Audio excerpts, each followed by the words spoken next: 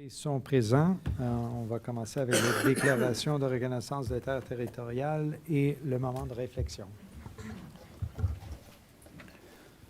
Nous reconnaissons que nous sommes sur le territoire non cédé des Anishinaabe et les terres traditionnelles des peuples Haudenosaunee, Huron-Wendat, Kanié, Kahaka.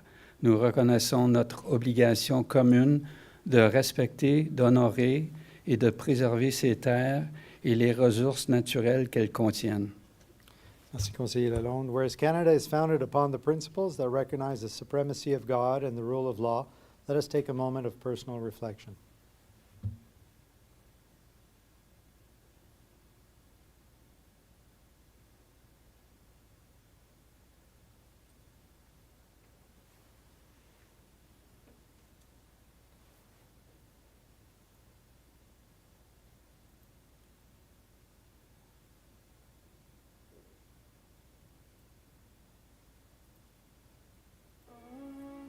Canada,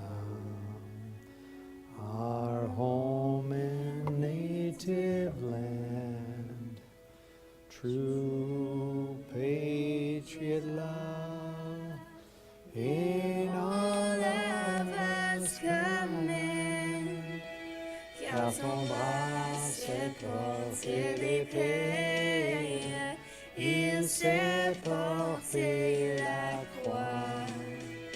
Son histoire est une épopée des plus brillants exploits.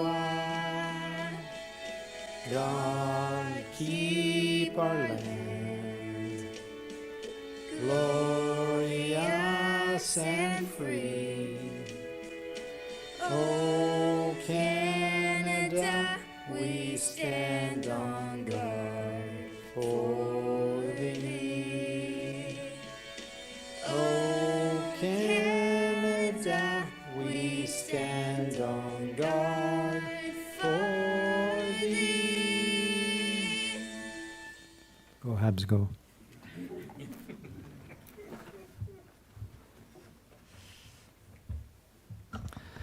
Okay, bonsoir tout le monde. Good evening, everyone.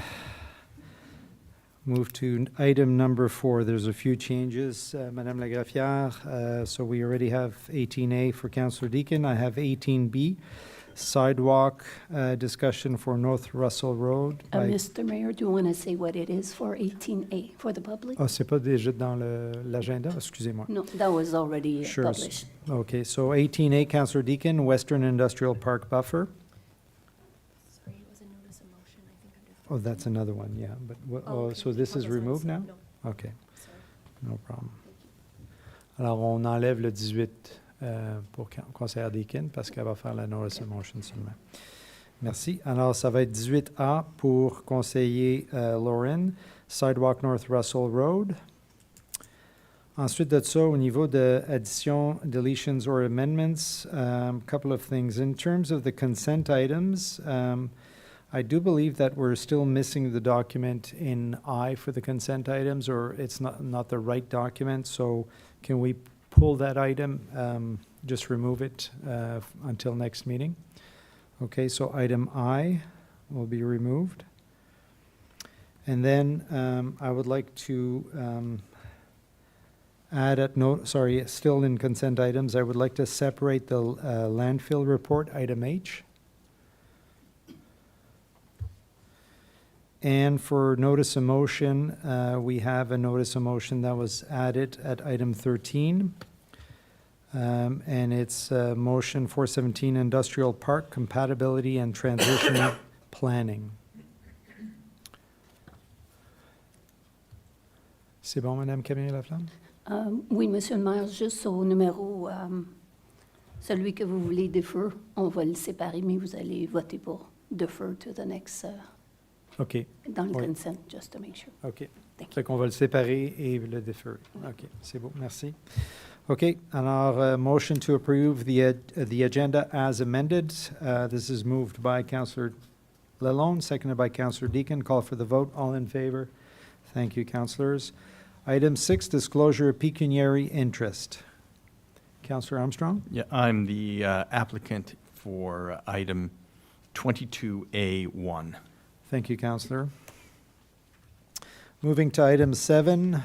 Ça, c'est bien enregistré, Mme Camille-Laflamme, c'est beau. On s'en va à l'item 7. Motion d'approuver le procès-verbal pour la séance ordinaire du Conseil datée du 11 mai 2026, tel que présenté. This is moved by Councillor Armstrong, seconded by Councillor Lauren. Call for the vote. All in favor and passed. Thank you. Présentation, on n'en a pas. Délégation pétition, on n'en a pas. We move to consent items. So motion that... fait que là, je sépare... On sépare en premier, right? OK. Fait qu'il me faut une motion pour ça? OK. Motion to separate items H and I from the consent items. This is moved by Councillor Lalonde, seconded by Councillor Lauren. Call for the vote to separate items H and I. All in favor and passed. C'est bon, Madame Caméré? D'accord. Alors, motion to approve all items except items H and I under the consent items, and so be moved by Councillor Armstrong, seconded by Councillor Lauren. Call for the vote. All in favor and passed. Thank you very much. We move to item H, and that's the landfill annual report. And so I just have a few questions pertaining to that report, Monsieur Bourgon. Is there anything you would like to state before? Go ahead. Pardon, merci, Monsieur le maire. Donc, ce rapport, le rapport annuel pour le dépotoir a été transmis au ministère comme qu'on doit le faire selon la loi. Puis, présentement, notre équipe de consultants travaille à établir le plan d'action pour adresser les recommandations afin de l'apporter aux discussions de budget là, 2027. OK. Sur les recommandations, je sais qu'il y avait quelques recommandations. Il y en avait une où ce que on devait faire le dam check, break area, like there was a physical inspection required before annual vegetation growth. Ça va être... Est-ce que ça va être fait l'année prochaine? C'est ça que vous dites ou... Bien, ces inspections-là ont été faites cette année, dans le fond, parce que c'est un rapport de l'an dernier. Mais moi, je parle vraiment des investissements potentiels ou ce qui doit être fait pour, dans le fond, la plume qui potentiellement s'élargit. Donc, c'est les actions à faire à ce niveau-là. Ce qui est les inspections visuelles, c'est fait parmi l'opération en ce moment. OK. Alors, au niveau de la plume comme telle, on va avoir un rapport qui va venir avec le budget comme tel. Exactement. Des recommandations, des actions à prendre qui, dans le fond, qui seraient représentées au budget pour l'an prochain. OK. 2 petites secondes ici. Alors, ça inclut aussi la recommandation of acquiring an easement for the southwest extent for the plume. That's all part of that, Yeah, right? that's part of that. Okay, Yeah, exactly. thank you. So overall, is it safe to say that we're going to get it at the budget time? Is there a possibility for council to receive like an action table confirming the timing for all of these items? Or are you saying this would only come at the budget? Well, it won't be ready until we're close to the budget. That's the action plan that we're working on right But now. we are going to get a full action plan addressing all the items that Exactly. are... Okay. Okay, I'm good with that. Any other questions from members of council on this item? Councillor Lalonde? Just if we, just for my sake to clarify, there's an item in the executive summary that talks about acquiring an easement to cover residential wells, two wells in particular. What does that mean exactly? Acquiring an easement, does it mean that we have the right to go on and test those wells, just to clarify? I believe that's 1719, 1747, Yes. Monsieur Bourgon. Merci. So yes, so it's acquire like the right to access the property and also the water rights. In that we already own or have access to those similar type of easement around the landfill. So it's to extend those rights. Any other questions, members of council? Councillor Armstrong? Just a comment that I'm still wading through it, so if I have any other questions, I expect I want to bring them back in under item 18 in a future meeting, perhaps in another couple of weeks, Sure. if that's okay. Monsieur Bourgon, Monsieur Godin, any issues with that? We can just bring that back under 18. Monsieur Bourgon? Question can be sent to the administration as well. Yeah, at and you any can point send in them time. as Yeah. you get them. And you can copy all of council members to make it very transparent. Whatever your choice is, Councillor Armstrong. Okay, whatever. I'll make sure that the executive director is warned so that he's prepared to answer the questions because they may come out of public That's fair. discussion That's fair. and others. Okay. Yeah, no problem at all. Thank you very much, Councillor. So again, this item was just to receive the items. So we have the motion on the table, correct, Madame Guittard? So it's just to call for the vote to receive the item. Madame Laflamme? Qu'est-ce que j'ai dit? Guitar. Ah, excusez-moi. So was this the second one that you put on the table that was Councillor Armstrong and Councillor Lorrain? Is that what I That's got? the landfill report, H, that was, c'est ça, oui, Yeah, exactement, okay. that was moved So in, those yeah. were the, okay. So call for the vote to accept to receive, the report. All in favor? And pass, thank you very much. And so item I is just a link to the last year's report, so a new report, so this will have to come back to consent items. So a motion to defer item I. This is moved by Councillor Armstrong, seconded by Councillor Lauren. Call for the vote. All in favor to defer? Thank you. All right, excellent. C'est beau, on est bon pour cette section-là, Madame Camille-Laflamme? Yes, is it for the next meeting, the deferral? Defer, yes, to the next meeting. Thank Thank you for the clarification. I appreciate that. Alors, on tombe à l'item 11, c'est bien ça? Merci. Alors, reports from departments and council committees. 11A, that council receive report CSASFS 2026-15 dated May 25th, 2026, and approve the 2025 financial statements presented by MNP, SRL, our external auditors, and authorize the mayor and the director of corporate services, treasurer, to sign the consolidated statement of financial position. Monsieur Dagenet. Bonsoir, Monsieur le maire et chers membres du conseil. Tonight, we are pleased to welcome Marc Farran from the firm MNP, our accountant responsible for auditing the 25 financial statement of the Township of Russell. Mark and his team have worked closely with our finance department since the end of March to finalize the financial audit for the year of 25. Merci, Monsieur Farran. La parole est à vous. Bonsoir.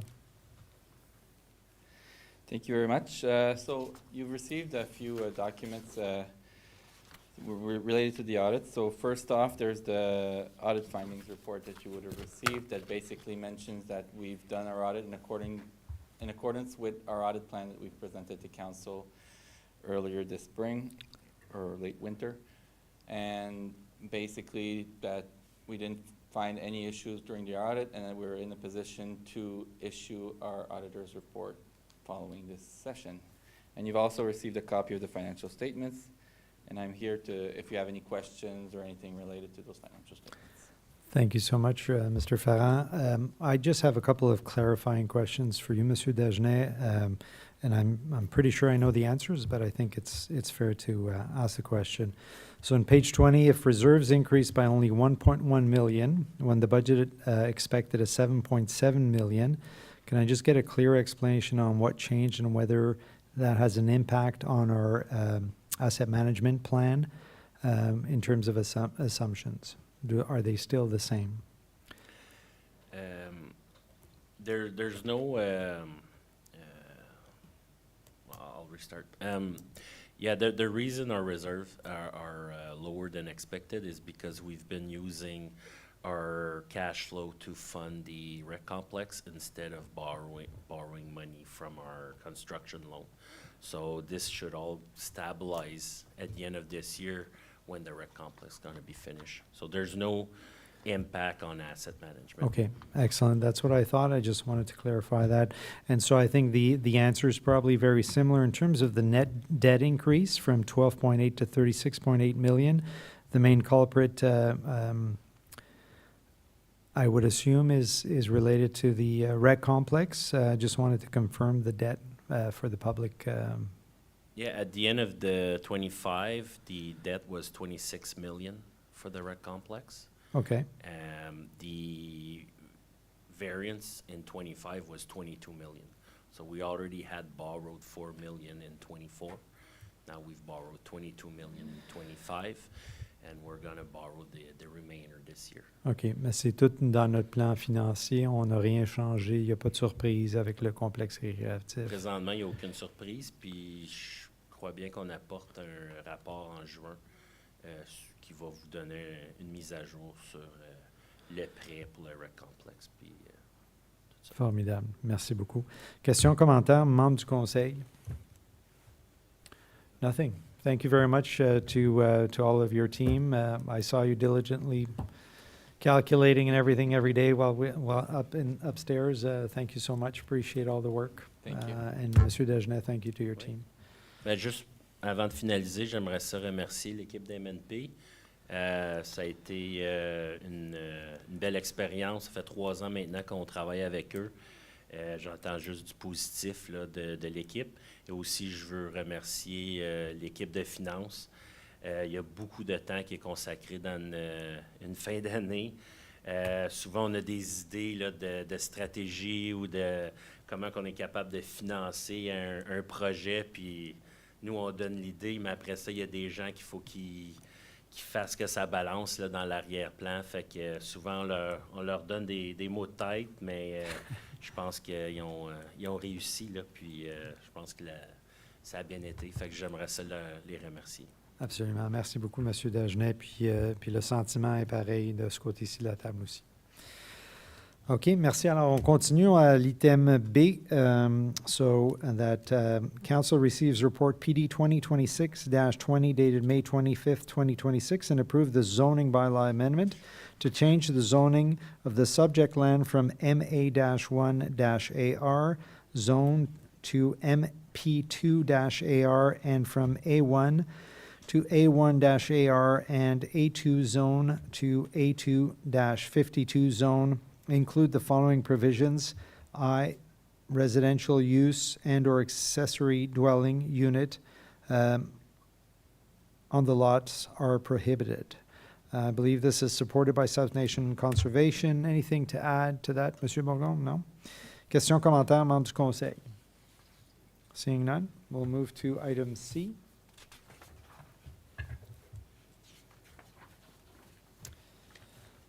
Alors, demande de changement de zonage soumise par Mélanie Construction pour la propriété légalement décrite comme partie des lots 11 et 12, concession 2 étant une phase future du plan de lotissement Southwest Park à Russell, que le Conseil reçoive le rapport PD 2026-15 daté du 25 mai 2026 et approuve la modification au règlement de zonage visant à modifier le zonage du terrain en question des zones R1A et A1 à des zones R1A-H, R2-29-H et R3-45-H, y compris les zones R1A, R2-29 et R2-30, sans zone d'aménagement différée en vue d'un aménagement futur, phase 3, dans le cadre d'un plan de lotissement de Southwest Park à Russell. Anything to add, M. Bourgon? No. Questions, commentaires, membres du Conseil? Councillor Armstrong. Yeah, this area borders on the river, and I am questioning who actually owns the land right up to the water, or is that land owned by somebody other than the developer? And if so, who will, how could I say, own that land in the end? And what I'm thinking of is the land that we just looked at last meeting along the East York Creek. in Embrun. Are we looking at a similar situation where the township will end up being ceded land along the river? Thank you, Councillor. Monsieur Bourgon? Merci, Monsieur le Maire. To answer the first part of the question, the owner is still the proponent in this case, since it's still basically one parcel of land until we have like the proper steps for the subdivision of that phase. But yes, that land will be transferred to the municipality. Like there's other, like beyond that, the picture that was in front of council, there's other land as well that would be transferred, similar to what we've seen in other cases. Merci, Monsieur Bourgon. Any other questions? Councillor Lalonde. Thanks. I just maybe make a few comments. One is that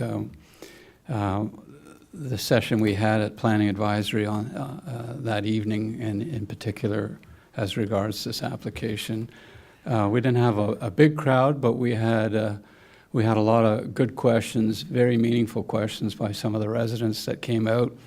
And I just want to thank staff. We spent quite a bit of time, and members of the committee, Councillor Lauren as well, went through all this stuff question by question, and the comments were well taken. That includes the owner's agent as well, who offered to answer questions directly to residents while here that evening. It was respectful, it was professional, and I think everybody went away satisfied that they had gotten honest and well-developed answers to the questions. So I just shout out to staff and for that. I think people wanted to get into the nitty-gritty, and we took the time to do that, so it was a good night for that. Merci beaucoup, conseiller. I did note, though, that the revised zoning map was submitted after that Planning Advisory Committee meeting. Can you just confirm that the changes are not material and they don't require recirculation, Monsieur Bourgon?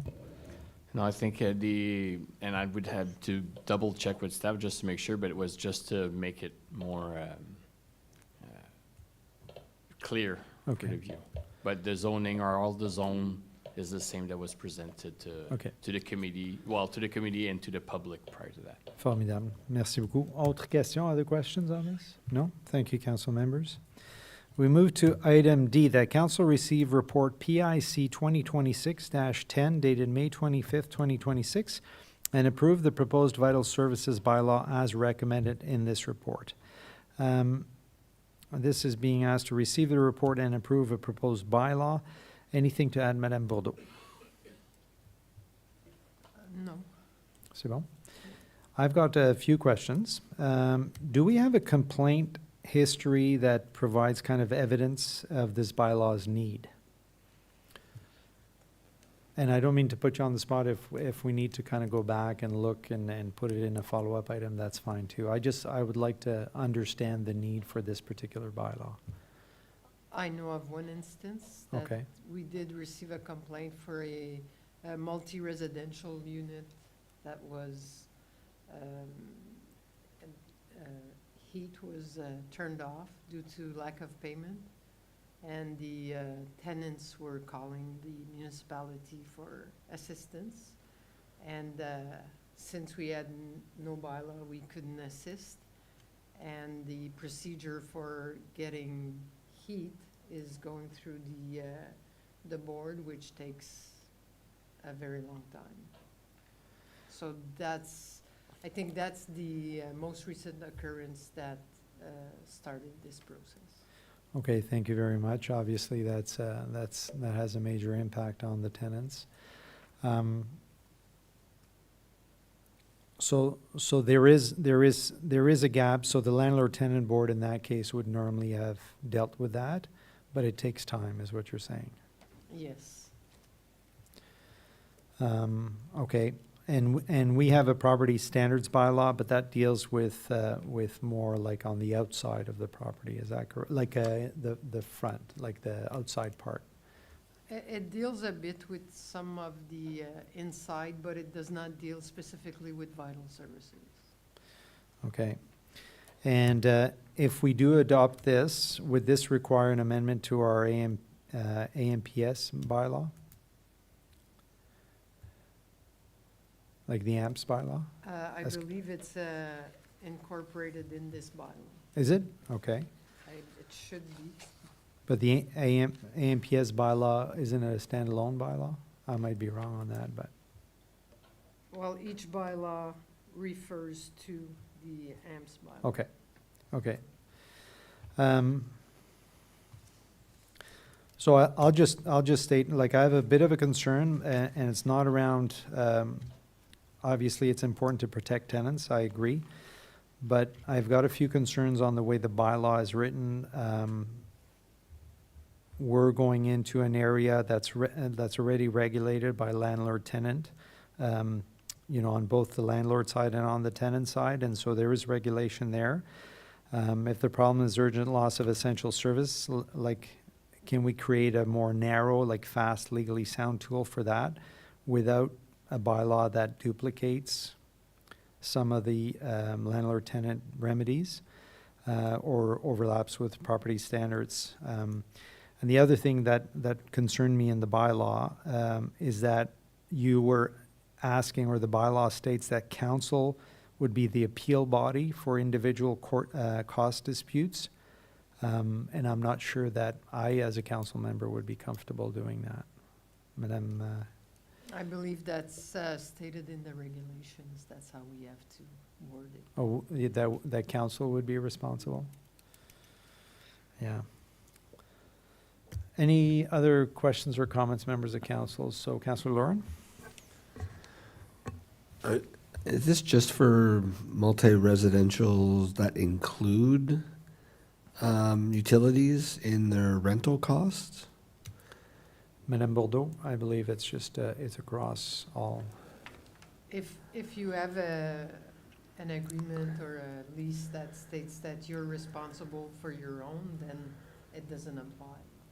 Because it says in here that the owner of the property must ensure heating between X date and X date.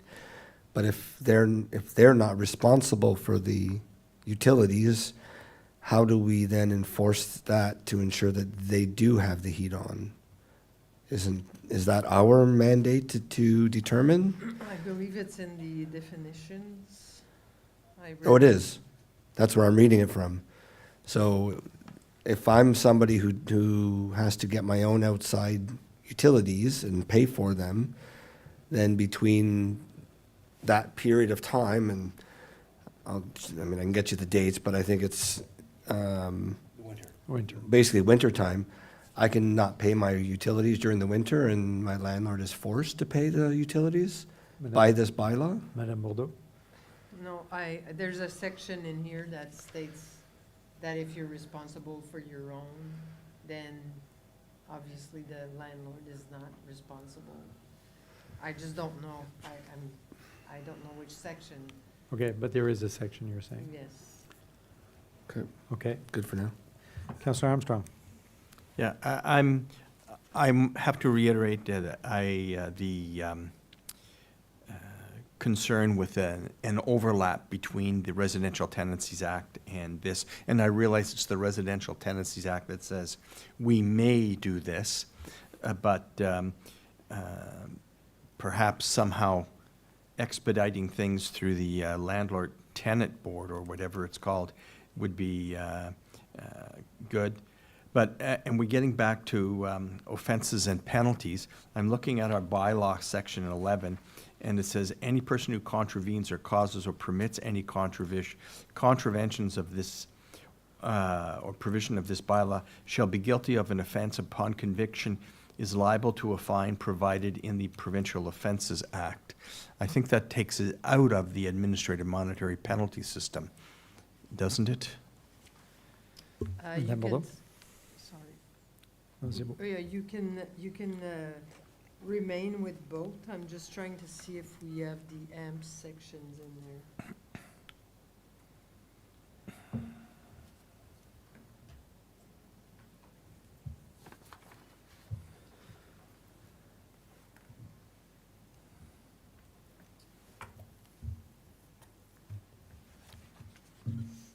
Oh, it's, I'm sorry. C'est beau. I believe that we cannot enforce it under the AMPS because it's under the property standards, which is under the building code. And they're not, we are not allowed yet to enforce under the AMPS. Currently, without this bylaw. currently. Without this That's why we have just the provincial offenses. Councillor Armstrong? Yeah, again, okay, now I understand section 11, but again, the overlap is still concerning, and I'm wondering if we still actually need such a bylaw. And whenever a law says we may do something, the first thing I ask is, should we, as opposed to do we have that? Many things, of course, are obligatory, but not this one. Yeah, and I think that's why I wanted to ask, like, where's the need is, you know, so there was one that comes to mind, but is this a regular occurrence? And I'm just careful when we start going into people's homes. You know, like, the tree bylaw is a good example where we found I believe, a good kind of halfway point. And so I'm not entirely comfortable with it, but I'll leave it up to the rest of council on this. Yes, Councillor Deakin. When I looked at this, I thought immediately that this would be a good bylaw to look at over various readings rather than all in one go. So you could expect an amendment coming from me. We'll pull it, and I would propose that it just go through the first reading tonight. There's a lot of questions that have already come up, and I have questions as well, and not expecting administration to be on the spot to answer those right away, as well as giving this time to simmer, test it out, talk to some tenants in the community, talk to some landlords in the community. I have done a little bit of research and seen that these bylaws are increasingly common in municipalities across Ontario because, first and foremost, I'm reading the reason is the lengthy delays at the LTB. And when I see vital service, frontline, I regret that it has come down to municipalities needing to begin to enforce and as Councillor Armstrong said, turn that may into a must for their proper municipalities. At the same time, I definitely see the need to have in place some tool for tenants to be able to have those vital services of water, heat in their units while disputes are being looked at longer term. The one question that I had and that I think merits, you know, perhaps a change in the bylaw or at least some more explicit language is around, I did have the same concern, I think it was Councillor Lorraine that raised it around, is it everyone or is it just folks where the utilities are included? I did think that there was language, but now I'm not finding it in there. So that item, as well as the question of if there's a planned or unplanned power outage, what is the requirement of the landlord to provide backup power, et cetera, to ensure that those vital services are provided? At what point is that required of them? Are they exempt during such occurrences? I would like to have more clarity on that. Thank you, Councillor. Conseiller Lalonde. Yeah, just a few comments. You were talking, in principle, I think it's a good idea. There's many municipalities that have this. The City of Montreal has this, has had it for a long time, but I was also looking in our own province. There's a lot of good reasons for having this in place, and I like the idea, first of all, that if the case should arise, that our own bylaw officers are able to enter or intervene, I guess is the language that's used.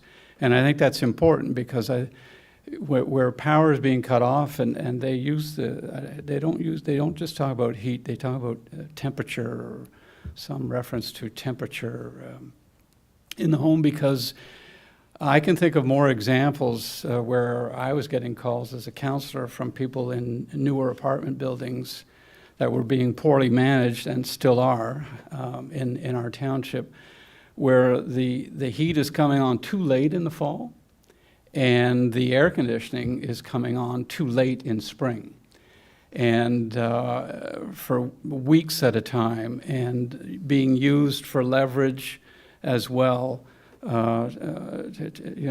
This whole dynamic of renoviction, and we also have something going on in our township where we have a lot more people now renting basement bedrooms, and the landlords are not willing to sign any leases for that purpose. They're doing it month to month, and they're using heat and electricity when they want to get rid of somebody as leverage to say, listen, I don't want you here anymore, we've decided otherwise, and I'm going to cut your heat off or cut the hot water tank off, the split that they put in the tank.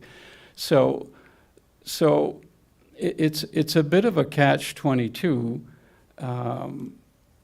because by the same token, the landlord who has a lease or a rental agreement that is lawfully expiring, and the tenant doesn't want to leave, and they want to do some sort of renovation, they want to take the power out, would be handcuffed by this, possibly not able to follow through because of this vital services. But again, I like the idea that, it's the catch-22. It gives us a chance to go in and have a look at things. We've sent the fire department in a few times in situations, tying it into some building code type violation. But the other thing is that, but by the same token, other cities also issue fines. They don't just look for the recovery or and a percentage of administration being charged on top of that. They outright issue fines of up to $100,000. This is about, in many cases, protecting the vulnerable, low-income wage earners, seniors, and what have you, that get pushed around and from time to time, that we would have the opportunity to use this vital services, and then have the opportunity to send in bylaw to review the situation and determine whether it's legitimate or not at all. So I'm more in favor of it than not. I agree with Councillor Deacon as well, though we should probably spend a couple meetings sorting this out to get it right. Thank you. Thank you for your insight, Councillor. Councillor Lauren. So as we sit here and talk, more things start to come to mind. And I guess the one question is, do we have an idea of the volume of properties that would fall under this bylaw? Madame Bordeaux? I'm sorry, I don't understand your question. Do we have a within our municipality, do we know approximate volume of properties that Rentals. Properties that would fall under this new bylaw? I'm just trying to look at the management. You have a limited amount of people in bylaw. How many people are going to be required if we have X amount of properties that they will have to manage with this bylaw? That's the first question. Okay. So, Madame Bordeaux, and I think that's why I asked how many times would we have used this in the past, and we've come up with one, but. Well, I can bring out the, how many occurrences how many complaints we get, but I don't have it tonight. Okay, and sinon, like, in terms of how many rental doors do we have in this municipality? Do we have that information anywhere? Monsieur Agadin? Merci, Monsieur le Maire. Bonsoir, je suis membre du conseil. No, I don't think we would have a specific answer to that. I don't think we have that. There's no obligation to apply to the township when you're leasing a property. There are some steps to go through, but we don't necessarily have an inventory of how many there are. If the question is on the volume of resources needed to manage this, it would be on a complaints basis. And correct me if I'm wrong, Madame Bordeaux, but if nobody calls us, we won't know about it. So we won't. I don't anticipate there would be some proactive knocking on doors to make sure that the heat is on. But if we do have a complaint, then it gives the township the tools to be able to action it and to support tenants in that. And where right now, when it does happen, there's nothing we can do. I mean, there is the Landlord and Tenancy Act, which they're obligated to provide that service, but if they don't, we can't enforce it. And like Madame Bordeaux said, it would be to the LTB to do so, and it's something that can take a long time. So a tenant can be left out in limbo, not being able to have those services that they need. So this process will allow them to get the heat turned on quicker than going to the LTB? Is that my understanding? Like, Yes. if the landlord isn't doing it or the landlord is the one who, I guess that would be the resident who would be complaining to the landlord-tenant board, right? And the court system is going to be quicker Madame, because it's got to go through municipal, provincial offenses. Madame Bordeaux? No. The act gives us the authority to turn it on. But to turn it on, so just a clarification, go back to Councillor Lauren a sec, but we have no authority over hydro and so on, so, or we do? The way it works, for instance, the case I was telling you earlier, is we could have paid the hydro bill. The We would pay it. municipality pays the hydro bill to get the hydro turned back on, and we in turn charge it on the taxes. On the The building? other thing we can do is get the tenants to give us the rent to pay ourselves back also. There's different ways to recover your costs. Okay, Councillor Lauren, just. Yeah, thinking about still that. follow up on that then. Do we know how many complaints from our township are with the landlord-tenant board in this type of capacity? Madame Bordeaux? No. Okay. Now my next concern revolves around any legal matters that would then come up between the landlords and the municipality for us taking these actions, withholding funds, garnishing rent, and those types of situations. Are we putting ourselves, are we biting off our nose, to whatever the term is, like, Yeah. to me, I get the premise, but there are other routes to take tools, that they need to take, and is this something we need to be jumping into? Is my question. Madame Bordeaux, any other comments before I pass it to Conseiller Lalonde? No. No, okay, Councillor Lalonde? Yeah, I take the points made by Councillor Lauren. They're all good concerns and worries. I just want to go back again to mention that I did a little bit of homework. I didn't do a lot, but there are many municipalities that have this vital services bylaw in place for quite some time. Maybe we can take advantage of that if we're not so much to look at how they do it, but maybe get those numbers. Like I said earlier, I don't know how many complaints bylaw would have received. I've received, I can say, at least 3 over the last 3 years where I had to tell them each time, we have no authority here. We don't have any jurisdiction or responsibility. I feel your pain, that you're not getting heat and it's November and you don't know why, and it's a newer building, or you have no air and we've been in a heat wave since early May and they still, because they have this stuff programmed to go on a month later, regardless of what the outside temperature is doing. This stuff is unacceptable to me. This is about protecting our residents, and often enough, it's like I say, we're talking about those who are a little more vulnerable, maybe don't have the means to go out and get a window air conditioner or a space heater. So, but I accept the fact, what are we getting into? I think we should find that out. I don't think we'll be dealing with hundreds of complaints a month, but the fact that rents are going up all the time in this township like they are everywhere else, and the temptation on the part of some landlords to want to get people out when they can to either fake a renovation or delay heat or air because it's a cost savings to them. And our opportunity to look in on that on a case-by-case basis, I think, in principle, is a good thing to be doing. It reminds me a little of how we came to get involved in daycare services. To me, there's a correlation between the two. All right, thank you. I think I'll give it to Councillor Armstrong, but that'll be the last comment because we are separating this item, so we can have more discussion on this after.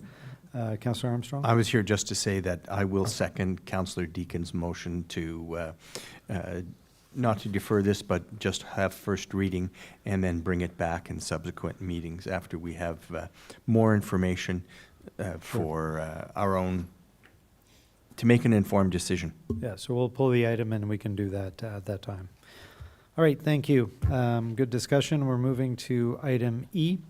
That council receives report PIC 2026-13 dated May 25th, 2026, and approve as recommended in this report the noise exemption request submitted by the Russell Lions Club from 11 p.m. to 1:30 a.m. on Tuesday, June 30th, 2026, into Wednesday, July 1st, 2026, to accommodate outside music events. It's a typical request we see for this time of the year. Anything to add, Madame Bordeaux? No. Questions, comments, members of council? No? Thank you. On that note, we will move to item F, that council receives report PIC 2026-14 dated May 25th, 2026, and approve as recommended in the report the noise exemption request submitted by the Association des Loisirs Communautaires d'Embrun, Inc., from 11 p.m. until 1 a.m. on Friday, June 12th, 2026, into Saturday, June 13th, 2026, and from 11 p.m. until 1 a.m. on Saturday, June 13th, 2026, into Sunday, June 14th, 2026, to accommodate outside music events. Madame Bordeaux, typical Saint-Jean-Baptiste No weekend? comment. Same Nope. as usual. OK. Questions, commentaires, membres du conseil? Conseiller Lalonde. Just a quick one on this, and I guess the previous as well. I remember that there was going to maybe be a report of any complaints received that would accompany this stuff. The fact that there aren't any, should I assume that it's because there are no reports of complaints? Mr. Mayor? Thank you. That's a great memory, Conseiller Lalonde. We did talk about that. Madame Bordeaux? Yes, and I must say, I just returned from holidays, so I did not prepare the report. Okay. So could we have that as a follow-up, Madame Bordeaux, in the follow-up items for this particular item, just to see if there had been any complaints? I could probably answer you by the end of this. Whatever, as a follow-up, I think yeah, I think as a follow-up item, then it's open to public to see as well. Thank you for the memory there, Conseiller Lalonde, bravo. Alors, on tombe à l'item G, que le Conseil reçoive le rapport EcoDev 2026-06 daté du 25 mai 2026 et donne des directives à l'administration afin d'aller de l'avant avec l'option XX, telle que décrite dans le rapport. Monsieur Dagenet? Oui? Donc, ce rapport vise à présenter au Conseil le projet de remplacement du tableau d'affichage au centre communautaire de Marionville. Ce qui rend ce projet particulièrement intéressant, c'est qu'il est issu directement d'une initiative du Comité des citoyens de Marionville et qu'il rassemble 3 municipalités qui contribuent financièrement à sa réalisation. Il s'agit donc d'un bel exemple de collaboration régionale et d'un projet porteur qui reflète la volonté des résidents d'améliorer leur milieu de vie. Depuis le début de l'année, l'administration a travaillé en collaboration avec le comité ainsi qu'avec nos partenaires municipaux, soit la Ville d'Ottawa et la municipalité de North Dundas, afin de bonifier le projet et de confirmer un montant financier viable. Le projet proposé va bien au-delà du concept initial. Il inclut maintenant un tableau d'affichage numérique moderne conçu pour améliorer les communications communautaires, tout en assurant une gestion centralisée du contenu par la municipalité. L'augmentation de l'envergure du projet s'explique aussi par le fait que l'estimation initiale reposait sur la réutilisation de la structure existante. Or, compte tenu de la taille et du poids du nouvel équipement, une nouvelle structure doit être construite, ce qui entraîne des coûts additionnels. Ce soir, nous présentons au Conseil une analyse complète des coûts, du financement et des options possibles, afin d'obtenir une orientation claire quant à la suite à donner à ce projet. Merci beaucoup, Monsieur Dagenet. So this project has been in the works for quite some time. As Monsieur Dagenet said, it was with the Marionville Residents Committee. We have financial support both from Ottawa and North Dundas, in the total sum amount of 30,000, Monsieur Dagenet, si on combine les deux. 35. 35. Puis le comité des citoyens a mis combien? 10,000. 10,000. So 10,000 from them, 20,000 from North Dundas, and 15,000 from 15 the city of from Ottawa. the city. Okay. So we managed to raise 35,000, and what we expected to be a much lower cost project increased considerably because the base had to be adjusted. And the idea is they wanted a sign that's like our signs that we have here within the rest of the municipality. And so again, as Monsieur Dagenet pointed out, it is a nice aspect of collaboration. Obviously, we're holding the bigger side of the purse strings, but it is an asset that will remain on the municipality side. And it's also important to note that the counties will be providing 40,000, correct, Monsieur Dagenet? Yeah, well, we've talked 41,000, but yeah. But yeah, so roughly 40,000 from a community fund, if there is support from this particular council. So on that, I'll open the floor to discussions. Councillor Lauren. Just to jog my memory, the board like we have it here and at the fire halls and whatnot, what was the cost of those ones? Monsieur Dagenet? Approximate? I don't have. I don't remember them being 130,000. I thought they were in the 80,000 range. I'm just trying to gauge why the costing is so much That's a fair higher. question. Well, they've been in place for more than 5 years, so price has gone up since COVID. That may be an answer. I can look at how much we paid for the other. Monsieur Dagenet, if I can just ask in terms of the specs, they are the same specs, more or less, of what we have? Yeah, we're looking for the same size of the LED board, because for the communication department to have the same size is very important, and to be with the same company, because when we do Broadcast messages. when we broadcast a message, we only need to create it once, and then we can broadcast it on all our platforms. So. Yeah. But the sign that we're building in the industrial park is over 200,000. It's a bigger sign, and when this project was approved in 23, I think we were looking at $100,000 to $120,000 budget. So we came, I think, 6 weeks or 8 weeks ago, and we presented council that now the cost is higher, so we had to increase the capital budget. Ça, c'est celui au parc industriel, ça. Industrial park, yeah. Demonstrating the increase in pricing, yeah. Yeah, it has gone up in price, absolutely. It is a big amount, though. Councillor Deacon. Have we contributed to this sort of project in any of the other villages? Where we've put a sign that's not, like there's one in here at Town Hall, and there's another. So those are at And at the our fire facilities. stations. Yeah, they're At at the our fire stations, facilities. right? So Yeah. these were 100% paid for by the By municipality. the municipality. This one is an interesting one because it's for our building, at our building, but it's a request from the community, which includes 2 other municipalities. And so those 2 other municipalities are chipping in based on the amount as it was kind of thought. North Dundas originally had 10,000. They came back with 20,000. Ottawa is much more complicated, but their amount is there. And the Marionville Residents Committee are fundraising to have that. And the other aspect, sorry to interrupt, the other aspect that's also different than these particular signs is there is going to be tweaking to our comms policy, and correct me if I'm wrong, Monsieur Godin, Monsieur Dagenet, because that particular one will have to have specific signs that are really community-based and not necessarily strictly township-based. So it's not going to be the exact I same see. messaging. it will combine some specific messaging for Marionville because of its unique situation. I love the idea of the project. I'm really struggling with the amount here. There weren't other possibilities brought tonight. I would like to see something. I would like us to be able to invest and to enable this, but like I said, I'm really struggling with the amount.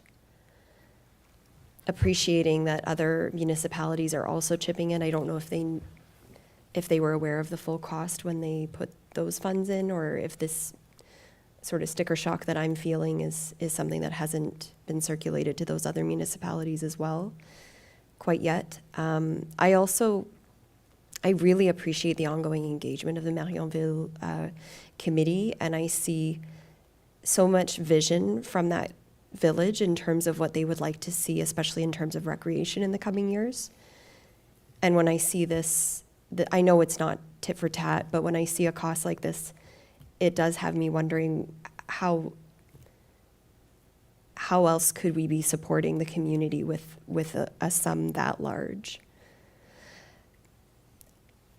That's fair. Councillor Lauren? Yeah, I echo some of the comments of Councillor Deacon there, where, you know, I think the community does an amazing job there in support, in requesting support for that area. I sat on the committee for a term of council years ago, and I guess, you know, from our perspective, you know, to looking at it now, so our share is, we're looking at 44,000, correct? That's the Mr. amount that Desjardins? we're looking at, Yes. and that money is coming out of asset management reserves or cash in lieu. It's up to council to decide. Could Yeah, just we have the funds right now available. we, if I may, sorry to interrupt there, but we also did put some growth money back in. Could some of that money be used, or it all comes out to the same thing that we got back from counties, the $500,000 we got back from counties, and yeah.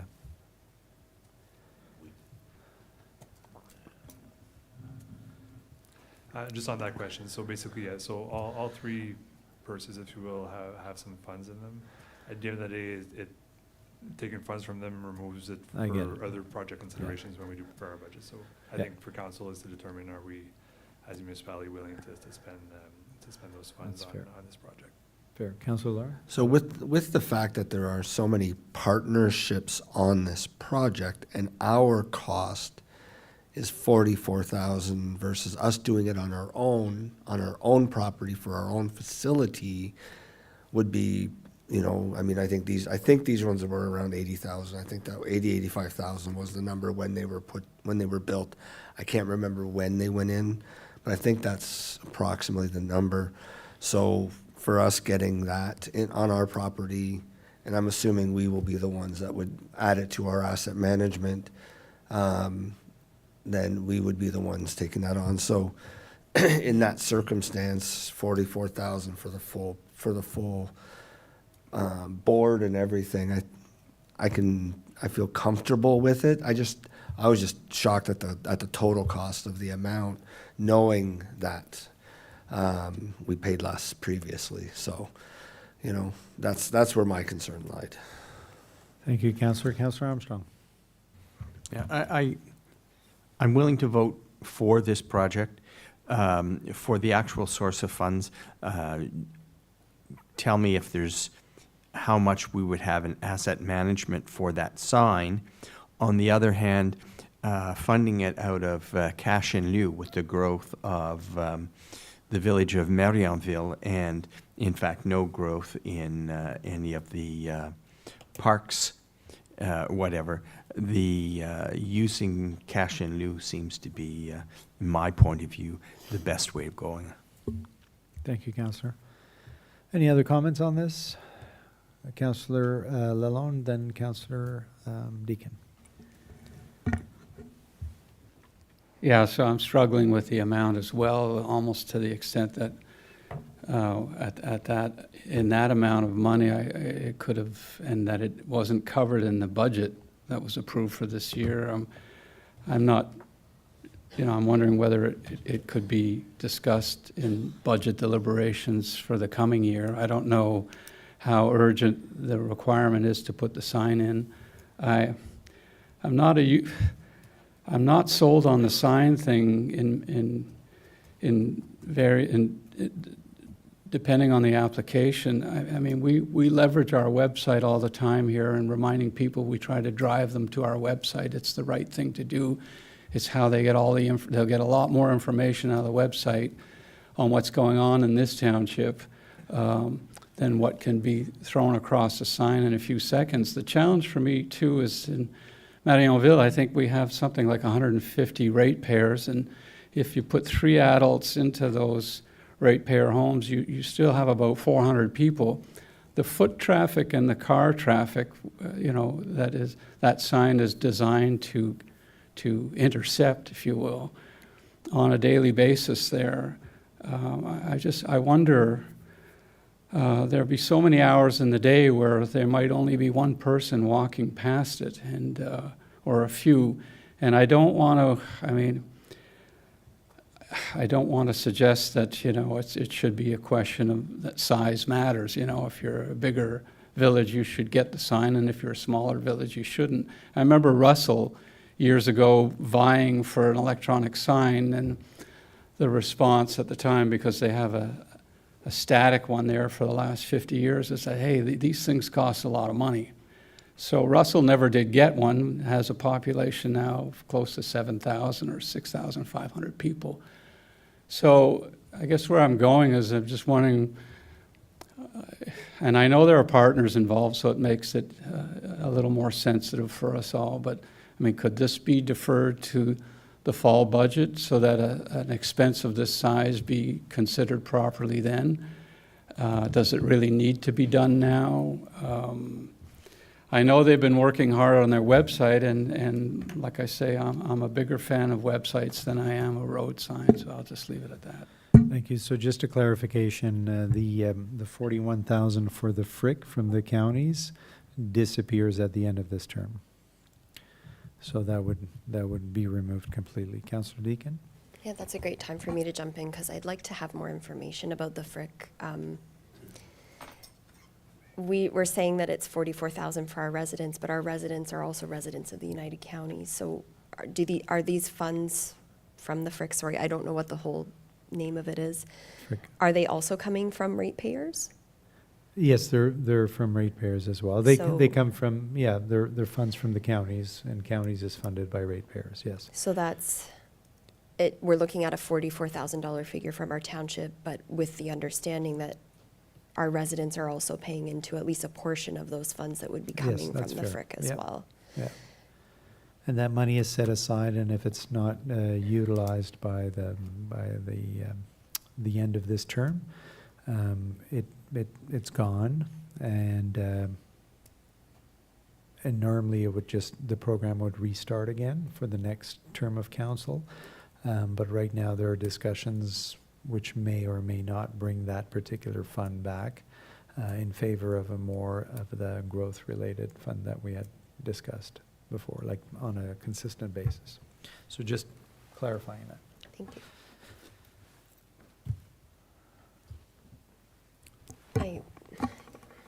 Councillor Lauren.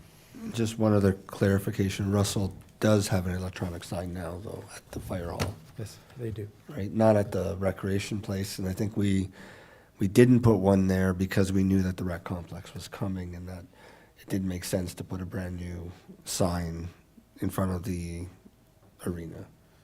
I'm assuming that was part of that discussion. Thank you. Well, I know it was part of the discussion because I was here. Councillor Deakin, anything else? So item G, any other thoughts before we move on? In this case, we have to separate it because there was no option that was given, correct?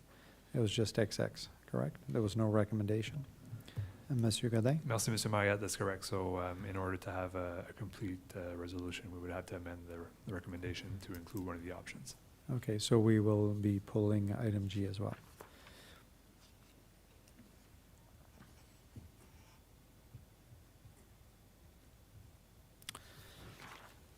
Okay, moving to item H.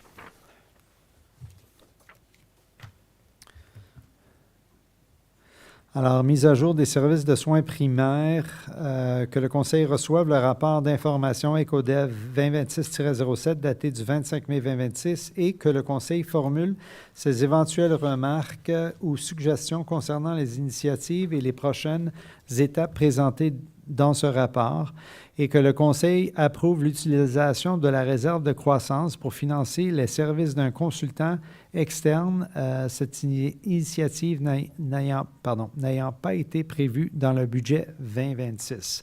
Monsieur Dagenet. Yes. So this report provides an update on the Township of Russell ongoing primary care initiative and outlines the next step required to address the growing and complex healthcare needs for our community. Building on recent collaboration with local partners, the Healthcare Task Force, and key stakeholders, it is clear that advancing this file requires a structured approach supported by comprehensive data and informed analysis. In the context, engaging an external consultant is a critical step. The consultant will support the collection, consolidation, analysis of relevant information, allowing the municipality to better understand current gaps, evaluate potential models, and identify practical and sustainable solutions. This work will position administration to provide well-funded recommendation to council on how the township can effectively support the local healthcare sector. Without this specialized support, the municipality ability to move this file forward in a timely and informed manner will be significantly limited. This would also impact our capacity to complete the necessary research analysis required for upcoming strategic discussion, including the evaluation of the surplus asset resulting from the new recreation complex. Finally, I would like to sincerely thank the Healthcare Task Force for the ongoing commitment, expertise, and collaboration. I also like to acknowledge and thank the physicians and clinics we have engaged with over the past several months for their generosity and sharing their time, experience, and valuable insight. Well said, Monsieur Dagenet, and thank you very much to the team for all the legwork and organizing the meetings. Really appreciate it. Also, if I can ask, Councillor Deacon, anything to add on that? Because I know that you are on the task force as well. Nothing to add? No. So I think the immediate ask for tonight is to approve from the growth reserve $10,000 to $15,000, correct? Yes. Towards this review and study, and this is to support the just short of 3,000 unattached residents, correct? Any questions or comments from members of council on this? Councillor Lalonde, and then Councillor Deacon. Yeah, well, first of all, before I forget, I want to thank the work of Sébastien, Vanessa, and the group. I had the privilege of joining in on a couple of Zoom sessions to listen to the expert advice and input from members of our own Accessibility Advisory Committee, including Matt Gravelin in the back of the room here tonight, and Sherry Lynn Mayer, who's a doctor, both on our committee. I can't say enough about the quality, the caliber of the work they've done on this report, and Sébastien and Vanessa as well. This is kind of new territory, and I think you've done exceptional work. I think the report is very thorough. That being said, I really just have one comment. I've read the report. I think we're very blessed to have this group together right now to be looking in on this. They're passionate, and they're also very smart about the work they're doing. I hope they stay together and see this through. The only thing I would then I'd like to comment on the amount of money being asked for, which I find should be a little more significant than $10,000 to $15,000. I'm thinking, I don't know what it was based on. I looked at question 4 of the report, and it's talking about a needs analysis. I'm assuming maybe some of the money is going to go there to help further with that work. I don't think it's enough money, and I think that if we could add some more money to that as to whether it gets used or returned, I don't think would harm anything here, but I want to make sure that there's enough money to do the rest of the work that needs to be done with the consultant. And I'll ask Monsieur Dagenet, unless he's convinced that the 10 or 15 will get us to the finish line with the consultant, I think we should be putting some more money in there. I just put that back through you, Mr. Monsieur Mayor. Dagenet, I mean, 10 to 15, and then if there is more needs, I mean, it'll come back to us regardless, but, Well, our goal with this request is to bring us to budget 27. So it's to gather as much information we can to be able to present some options to council on which path we want to take on. So is it to do a more intense study in 27? Maybe that's going to be what we're going to recommend. But so could we spend a little bit more? Maybe, but I think this amount is good for what we're looking for this year. merci, Monsieur Dagenet. Councillor Deakin? Thank you. I just wanted to clarify, I'm not on the task force. I'm Oh, just a I'm big fan of the task force. And You've just been there every time I I've- go, that's why. yeah, and that's what it takes, is connecting people into the task force, making sure that they're aware of things that are going on. For example, the new primary care offerings through the counties, and making sure that everybody has the full picture and all of the connections and contacts that they need to do really excellent work. And on that note, I wanted to just also recognize Kim Cargis, who is bringing her executive leadership to that task force, and who also sits on the Diversity, Equity, and Inclusion Committee, and which I see as a special additional asset, is having someone seeing inequities in health, perhaps, in considering that lens alongside those that are unattached across the community. And if there are certain populations, for example, being more affected by the lack of primary care here than others, that would be something that I'm sure Kim Cargis thinks about at night. I wanted to say two things. The quick one is a note that I'm seeing increasingly. I'm thinking about our public engagement policy and strategy. And Meet Me on Main, or Meet Me, as it's called this year in Embrun, seems to have a lot of public engagement as part of it. And I'm seeing lots of different touch points coming up from different committees who are going to have tables, ideas around getting recreational input, et cetera. The teen committee will also have a table. I'm just wondering if there's benefit to make sure that the public is aware that this is a huge public engagement opportunity. It'll be a lot of fun as an event, but it'll also be a really big opportunity to be giving inputs directly to your local government. And I'm not sure if that's the communication angle now, but as I was reading this and seeing this as another wonderful opportunity on the primary care side, that came up for me. I would like to, when I see that we're offering $5,000 to physicians who do sign on to be part of the offering services in the community, I see that next to Belleville's $150,000. I would almost rather it be zero because it pales so much in comparison. So I was wondering if it's possible, I'm not sure, this is my first time wrapping up a term, but if it's possible to put onto the 2027 budget discussions, revisiting that number and getting a little bit more information so that perhaps as early as 2027 we could begin to make a bit more of a substantial commitment if we're going to maintain a commitment of an incentive in some form. I wouldn't want to see less than $20,000 over 4 years. I appreciated how Belleville had it, over a number of years. But that is a large number and very impressive, and I'm sure does catch the eye of some family doctors who have to make significant investments as they're setting up their practice out of their pocket. So having support from the community to do so, I believe is quite attractive. Is it possible at this point in the term for a member of council to ask that be added to the deliberations for the 2027 budget? I'm sure we can take note of it.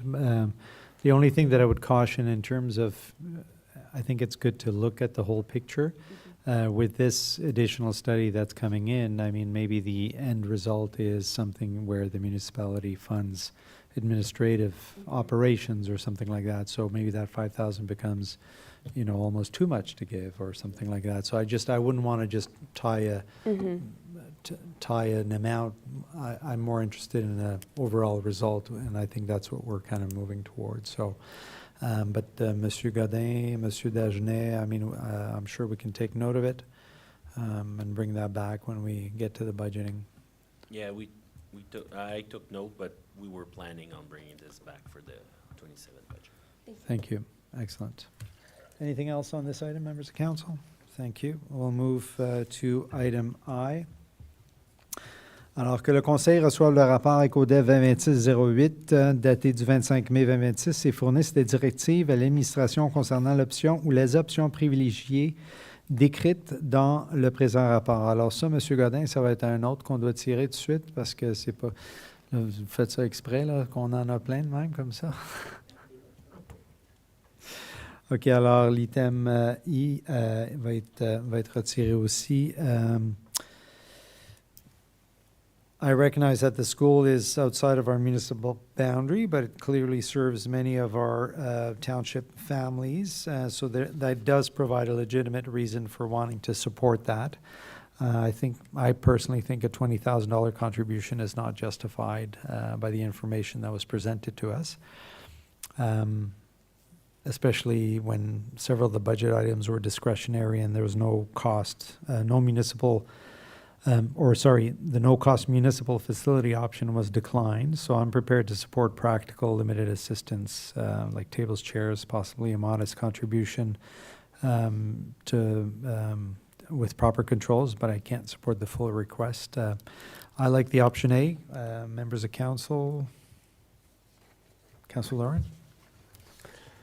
Yeah, I was reading through the ATUD count that was attached, and I don't know if we validated those numbers at all or pulled out a calculator, but the numbers that I came up with were higher on that sheet than it states.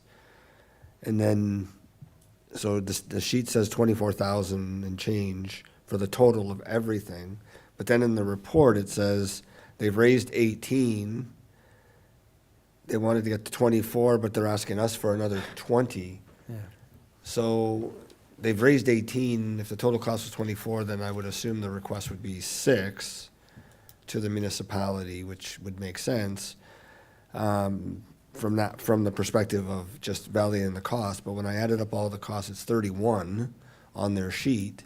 So I don't trust any of the numbers that are on here. So, and I don't know how much Ottawa or North Dundas contributed. I don't know if that was in the report, another report somewhere. It just said $18,000 that had been raised, and I don't know how or from where. So with limited information, I can't justify a $20,000 amount. I could justify the 2,000 like you were saying, but if I read correctly, the FRIC fund could pay the 2,000 as well, or are they looking at in addition to the 2,000 municipal contribution? Monsieur Dagenet? Yes, well, the budget we receive, yeah, it's a challenge to follow, but from what I understand is the 18,000 that they did collect is big on exchange of services or sponsorship. So people are giving gifts or giving their time, so that's the 18,000. The budget of 24,000 is what they're still looking for in financing. So they did request 20,000. I'm not aware if North Dundas or the City of Ottawa is giving any money right now.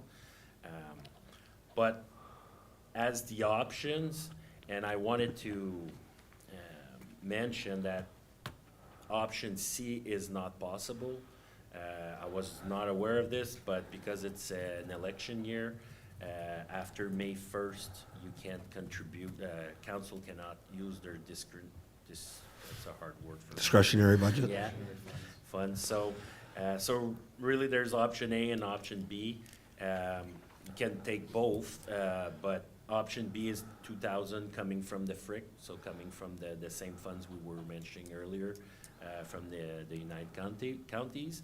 And option A is more of a, it's a worst case scenario, $1,600, because that's what they required in tables and chairs. So we went and get a quote from a supplier.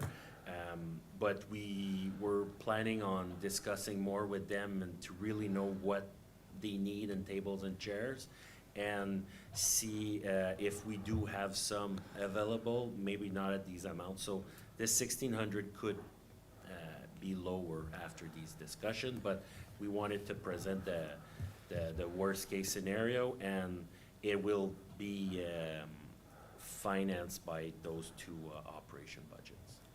So follow up. Thank you. Go ahead. So, I guess I'm a little confused and concerned at the same time. It's supposed to happen June 24th. That's a lot of planning for something, and we're May 25th. We're less than a month out. What if we say no? Like, are they gonna continue on? Are they gonna move forward? Like, is it this whole event contingent on our municipality funding their whole project? Monsieur Dagenet? That question was asked at the last meeting, and they've said that it's gonna happen. If they don't get Smaller. the full amount, they're just gonna, they won't hire certain, ils vont décider de couper dans certains événements ou d'options là, qu'ils veulent offrir aux résidents là, pendant la célébration. Okay, I'll have more comments during the discussion. Thank you. So, Councillor Deacon? Je vais utiliser le bon terme. Ça s'appelle les fonds de réserve d'investissement des comtés. J'aimerais savoir plus sur ces fonds-là. Comme Monsieur le maire t'a mentionné plus tôt que cette réserve sera peut-être terminée à la fin du mandat du conseil présentement C'est sûr que ça va être actuel. Alors, j'aimerais savoir c'est quoi on a accès à jusqu'à quelle quantité de fonds présentement? C'est un certain montant qui est donné par année. C'était déjà en place quand moi je suis arrivé en 2024. Et c'est pour des choses communautaires qui bénéficient la communauté. Alors, il y a un 40 000 par année qui va directement pour subventionner le dôme pour avoir free access pour la communauté. Alors, c'est des projets comme ça. Alors, ces projets-là ils viennent, des idées qui viennent puis doivent être approuvées par le conseil. Puis si le conseil les approuve, on a droit à aller chercher ces sous-là si les comtés après ça approuvent. Mais il faut que ça soit comme... it has to meet the requirements of... Alors, il n'y a pas une limite? Il y a une limite, il y a un certain montant défini pour la municipalité de Russell, par exemple? Oui, il y en a une. Et d'ailleurs, c'est avec ces fonds-là qu'on a payé le Meet Me, si je me trompe bien, si je ne me trompe pas. Et c'est tout venu à travers le conseil. Alors, quand il y a de l'argent qui est là, avec le staff, on propose des idées pour ces montants-là. Alors, c'est quoi le montant qui reste présentement? Monsieur Dagenet, en ce moment, il reste, avant la fin, il y a d'autres propositions qui s'en viennent, là, mais... On a reçu à peu près autour de 100 000 par année. Puis, là, il restait une balance des années passées, fait qu'on a à peu près 180. 180. Oui, 180 000. Pour de la municipalité de Russell. Des comtés, oui. Oui, c'est ça. OK. Timing, je pense si on a besoin de l'approbation des comtés, ça vient quand? Concernant le... Aussitôt qu'on a l'approbation du conseil comme tel, Je pense qu'en ce moment, on est approuvé. C'est ce qui reste comme requirement right now. OK. Moi, j'aime bien l'option A plus B. Je pense que c'est un montant... Plus B? Oui, OK. that we would sponsor the chairs and the tables and request that the counties put that amount of funds to... From the FRIC? Mhm. Les fonds de réserve d'investissement des comtés. OK. It seems to be a small amount, and given that there's, I'm understanding, 184,000? Well, but like we've paid for the Yes. walking trail and stuff like Yes, that. yes, Yeah. but the still, that's 2,000 a will not make a large- difference, yeah. That's a large correct. amount, so. Councillor Lalonde? Yeah, I'll try and keep this short. I echo Councillor Deacon's proposal to combine A and B.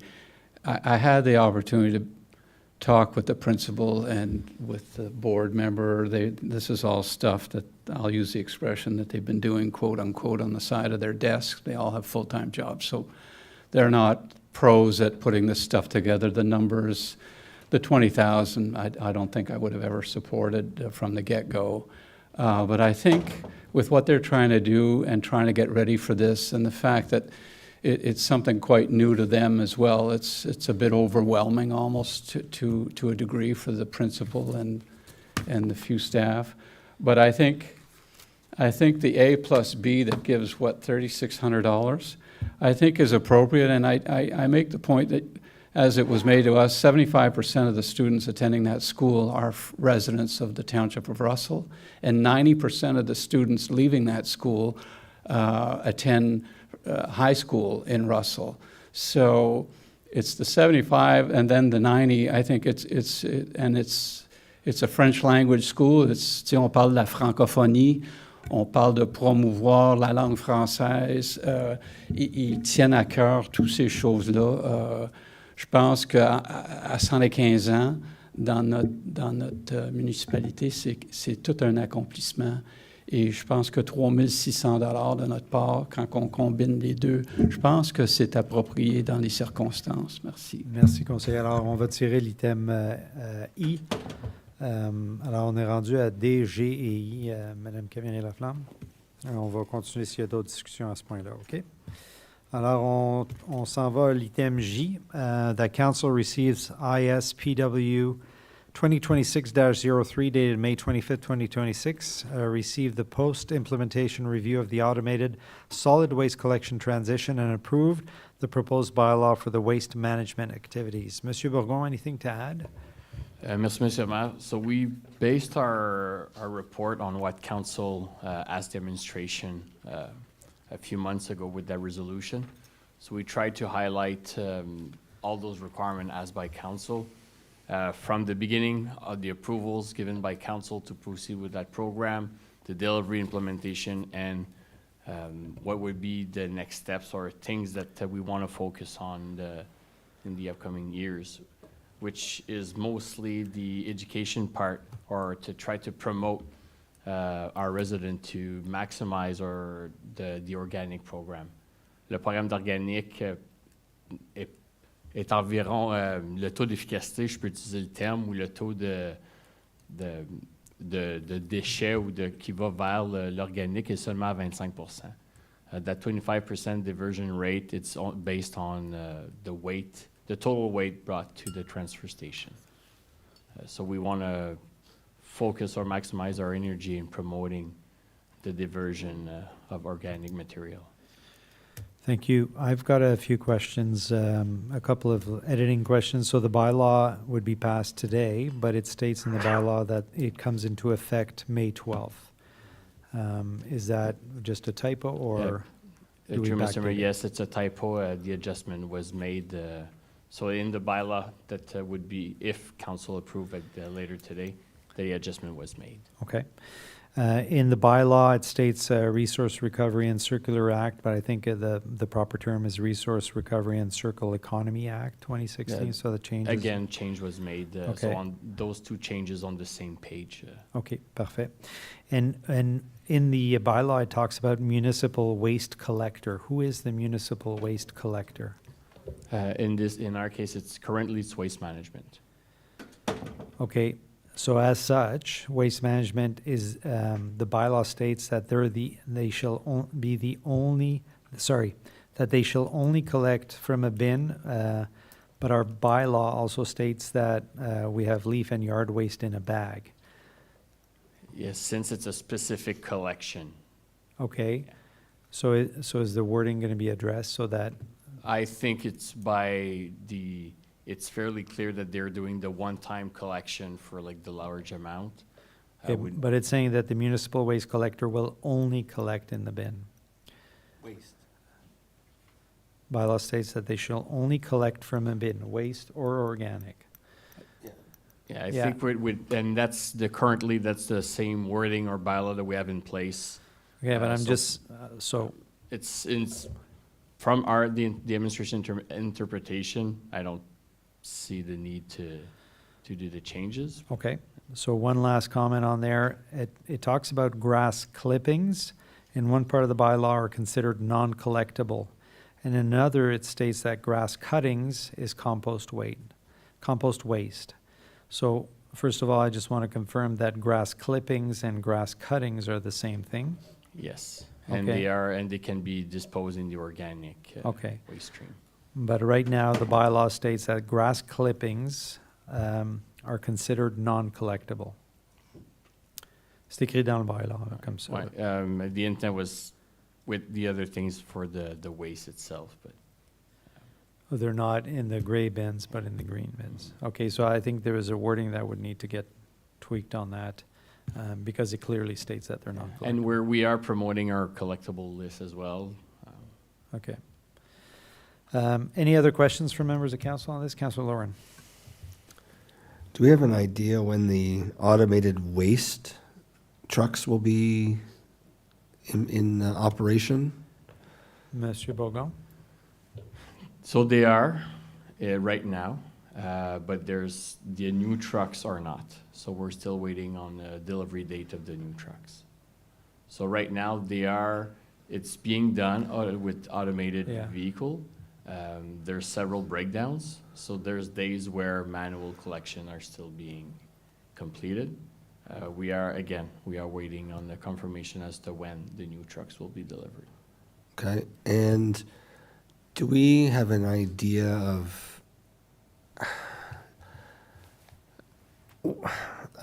day in and day out when I go around the municipality and I'm driving around and I see that the bins have been picked up and put back down, whether it's an organic bin or a waste bin, and the wheels are just snapping off? Has there been discussion with the Supplier. supplier, or not the supplier, but the company collecting, that they're not smashing them down onto the ground as hard?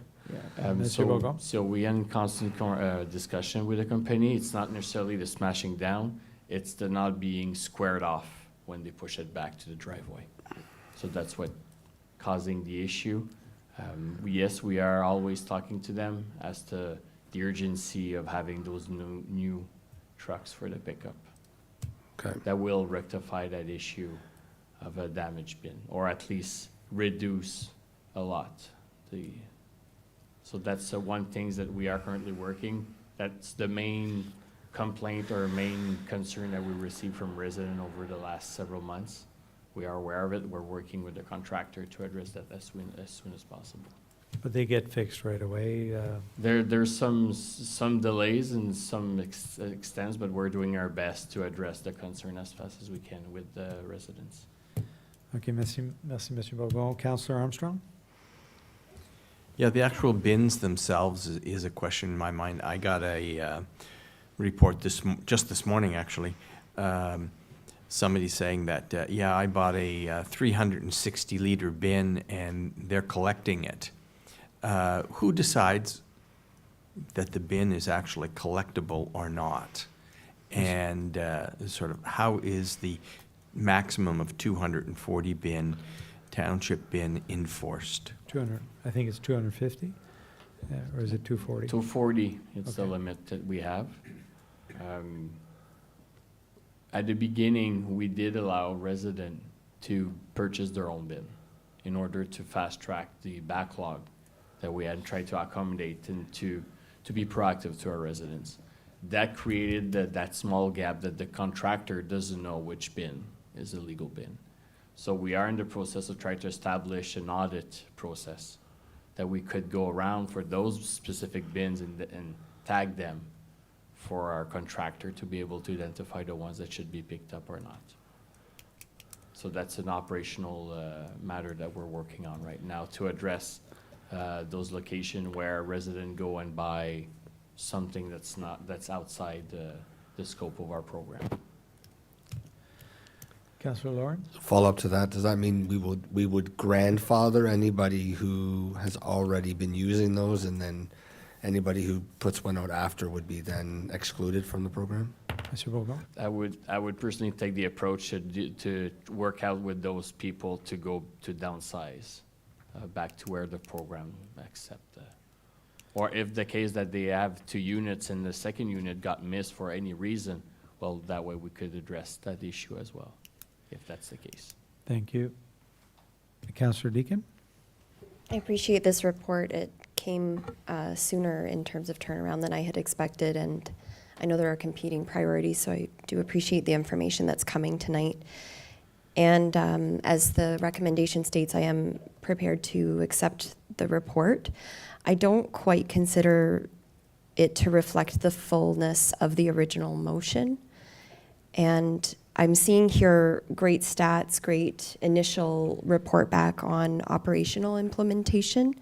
The notice of motion also included governance, accountability, lessons learned, key takeaways, especially on those governance pieces. And I would still like to hear from the administration at some point on those pieces. And I'll just give you a couple of examples. The notice of motion specifically mentioned accessibility, and if accessibility was considered in the design of the program. We have a duty here with our accessibility committee and to make sure that we are responding to different accessibility needs. And so I would like to see if there's something in the design of that transition that could help us in the future to make sure that we are addressing those duties and obligations in terms of accessibility. And the other one that is outstanding for me was understanding at council at what point council set the level of service for this transition. Because I would like to understand that there were some changes that were made by council that felt fairly last minute related to level of service.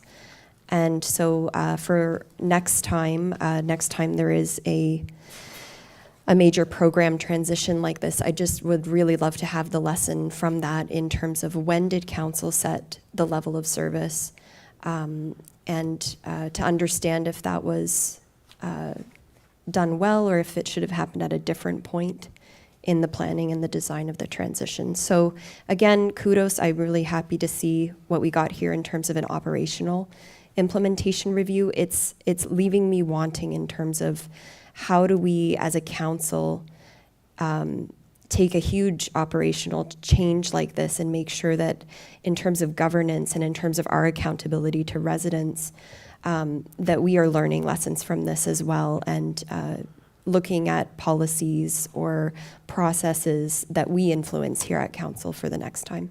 Thank you, Councillor Deakin. Would you, and I appreciate you wanting to accept it as it is, but you're feeling that there is still more information needed. Is this something that we could perhaps see as a follow-up item, Monsieur Bourgon, Monsieur Godin, in terms of additional information that Councillor Deakin's referring to? Oui, merci, Monsieur Maire, and thank you for the comments, Councillor Deakin. So I've taken note of the comments, and we can definitely work at the administration level to see how we can get back with more information. So we would add that as part of the follow-up items from this meeting. Okay, Monsieur Bourgon, quelque chose à rajouter? Merci, Monsieur Maire. I just want to add to, or reassure council, the administration still believed that council made the right decision. We did improve the level of service. The program is much better. We even increased by a lot how much a resident can put at the curb.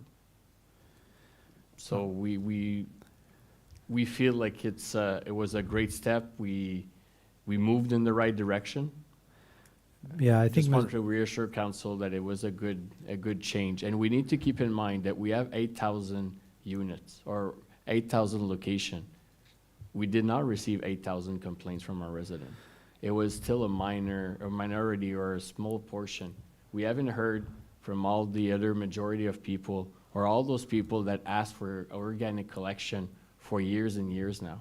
So I think it's important to highlight as well that there's a good story I here don't of think that, program. I don't think there was a disagreement to that. I do think that there are still some valid questions that were part of the notice of motion that should be added on.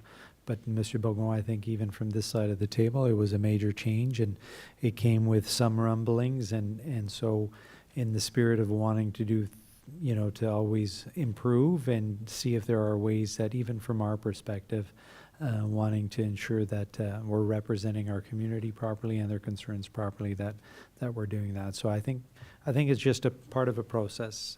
Councillor Deakin, any final words on it?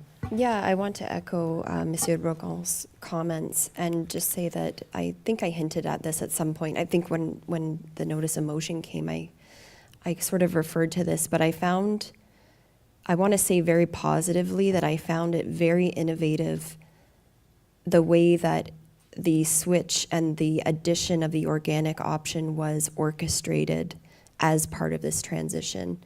And I want to say that I believe that it was rare, if not exceptional, as compared with other municipalities, this transition around recycling, sort of that cascading impact of all of these changes. I found that extremely innovative, and I'm very proud of the work that staff did to orchestrate the alignment of all of these changes in tandem, and I think that was very smart. Thank you. Any other comments on this item? Okay, so we'll move ahead to item K. The council receives report ISPW 2026-06 dated May 11th, 2026, and appoint the Shade Group, Inc. under Section 78 1 of the Drainage Act, RSO 1990, to be the engineering firm working on the Lot 789 Concession 1 drain modification. This is being paid for by Marville Farm and recommended by staff. Anything to add, Monsieur Bourgon? Merci, Monsieur Mayor. Simply, that's step 2 of that long process. So you'll hear that specific municipal drain several times in the next year. Okay, sounds good. Anything to add, members of council? Questions, comments? No? Okay, moving to item L.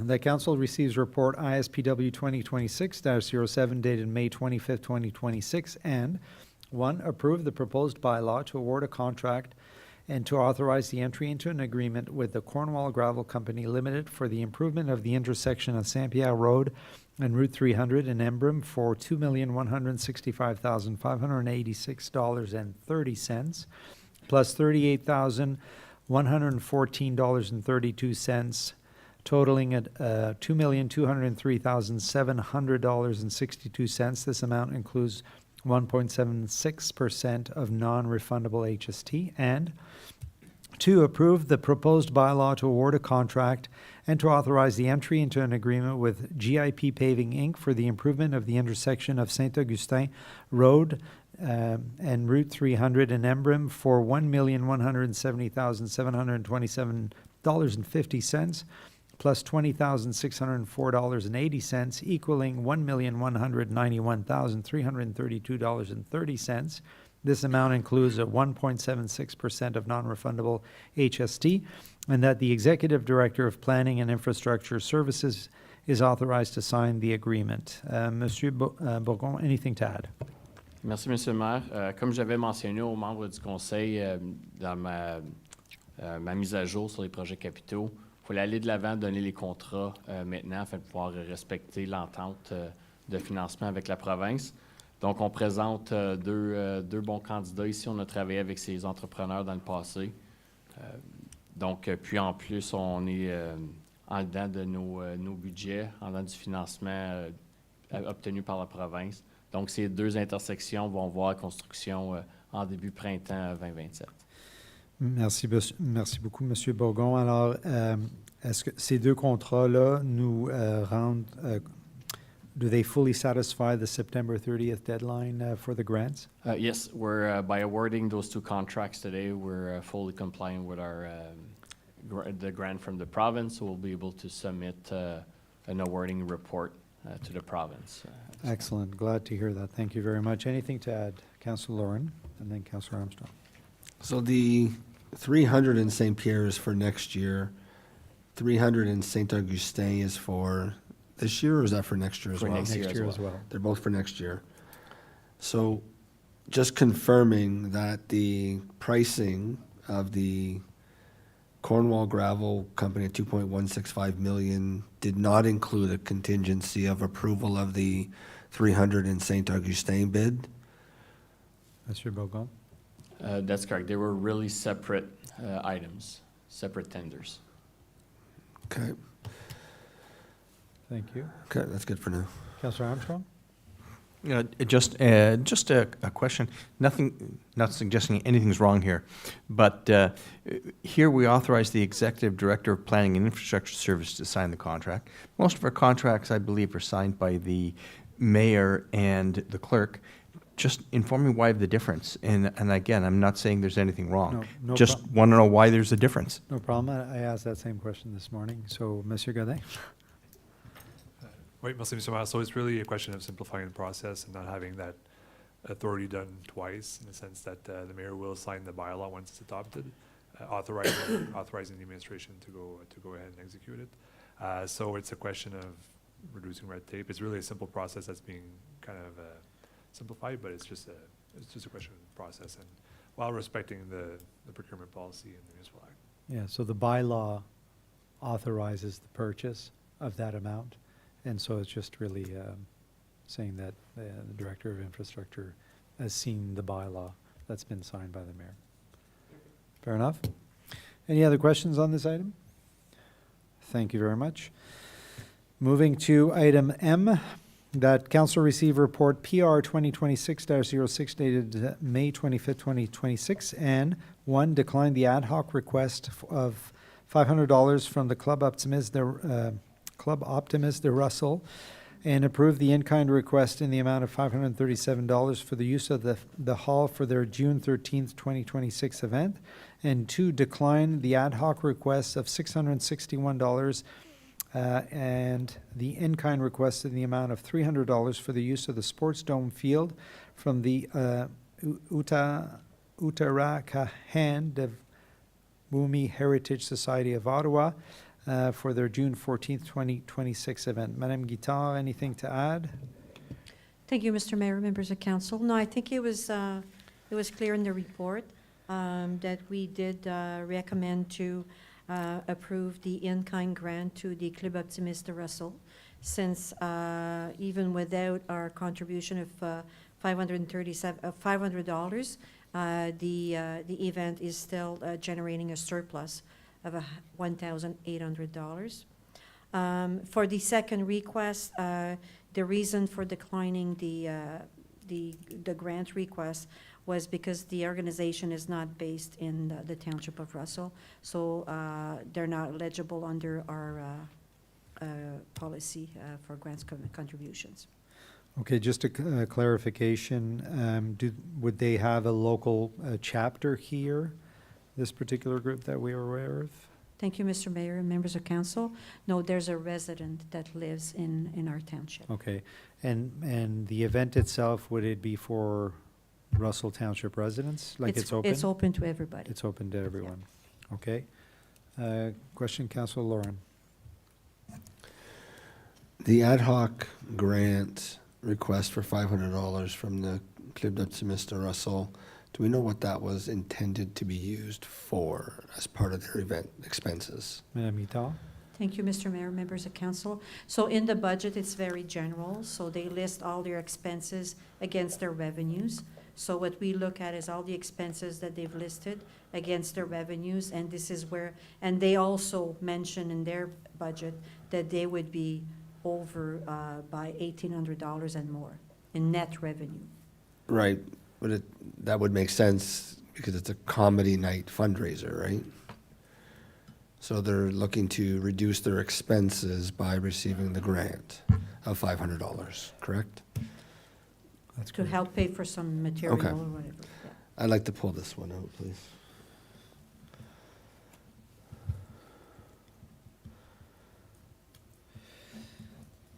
Okay, Madame Caméré, item M. Any other comments? Councillor Deacon. Yeah, I'll also be proposing an amendment to this one on the item 2. I was in touch with the organizer, the lead organizer, who is a resident of Russell, who sent me directly information regarding who has registered for the event to date. And there were 60-something registered, and 90% of them are Russell Township residents. I also wanted to add that they are partnering with local businesses, so it is very much a local event, and so I will be proposing an amendment to approve the in-kind request in the amount of $300 for the use of the Sports Dome field. Thank you, Councillor. Okay, so item M has been added to the list. Moving to item N.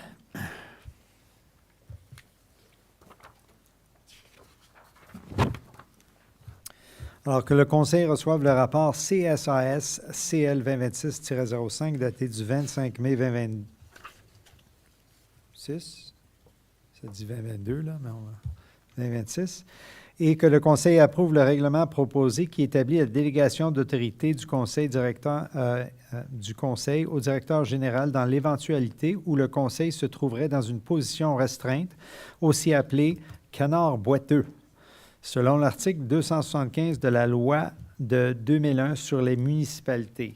Madame Camry-Laflamme, quelque chose à rajouter? Merci, Monsieur le maire. Membre du conseil, donc oui, c'est seulement dans la version française. La version anglaise est correcte pour la date. OK, parfait. Ça va être changé dans les minutes. Donc, comme vous le savez, c'est un rapport qui revient à chaque 4 ans, à chaque fois qu'il y a une élection. Puis, c'est parce que la loi, la section 275 du Municipal Act, indique vraiment qu'est-ce qui peut se passer s'il n'y a pas le 3/4 des membres du conseil qui retournent. Puis, il y a deux separate time this happens, so jusqu'à la journée du vote, puis l'autre, c'est à partir de la journée du vote, jusqu'à ce que le conseil soit sworn. Formidable. Je vais aller me coucher un petit peu moins fou à soir parce que je ne savais pas que le terme canard boiteux était le terme français. Mais cherchez-les pas dans les actes, vous ne trouverez pas. Ah, OK. Lame Lame duck, duck, it makes sense. It doesn't have, Oh, it's okay. not in the act. Anything to add, members of council, questions or comments? Councillor Deacon. Just a clarification, at the end, nearing the end of the report, it says the CAO is authorized to hire and dismiss staff below the level of department head. Just for clarity, it's my understanding that the CAO is also authorized to hire and dismiss staff at the level of department head. Is that not correct? Monsieur Godin, typically department heads. Merci, Mr. Manon. Typically for department heads, I make a recommendation to council to approve hirings at that level. Thank you. Thank you. Any other comments or questions? Thank you. Canard boiteux. Item O, the council received report CAO 2026-03A dated May 25th, 2026, and approved the proposed bylaw to award the contract and to authorize the entry into agreement with 2B Developments Consultants and Associates for the preparation of the master plan to determine the future of the surplus recreational facilities for $253,080 plus HST, and that council approve an increase of the budget from $75,000 to $270,000, and that the chief administrative officer be authorized to sign the agreement. So, members of council, I think this item is returning to us following a deferral at the previous meeting. The purpose of the deferral was to allow administration to provide additional information in response to questions that were raised regarding the recommended consultant, the procurement process, and the appropriate forum for further discussion. Monsieur Godin, can you summarize what additional review was completed following the deferral and whether it changed the administration's recommendations? Yes, thank you, Mr. Mayor. So yeah, like you said, there was many questions at last council meeting regarding this contract allocation.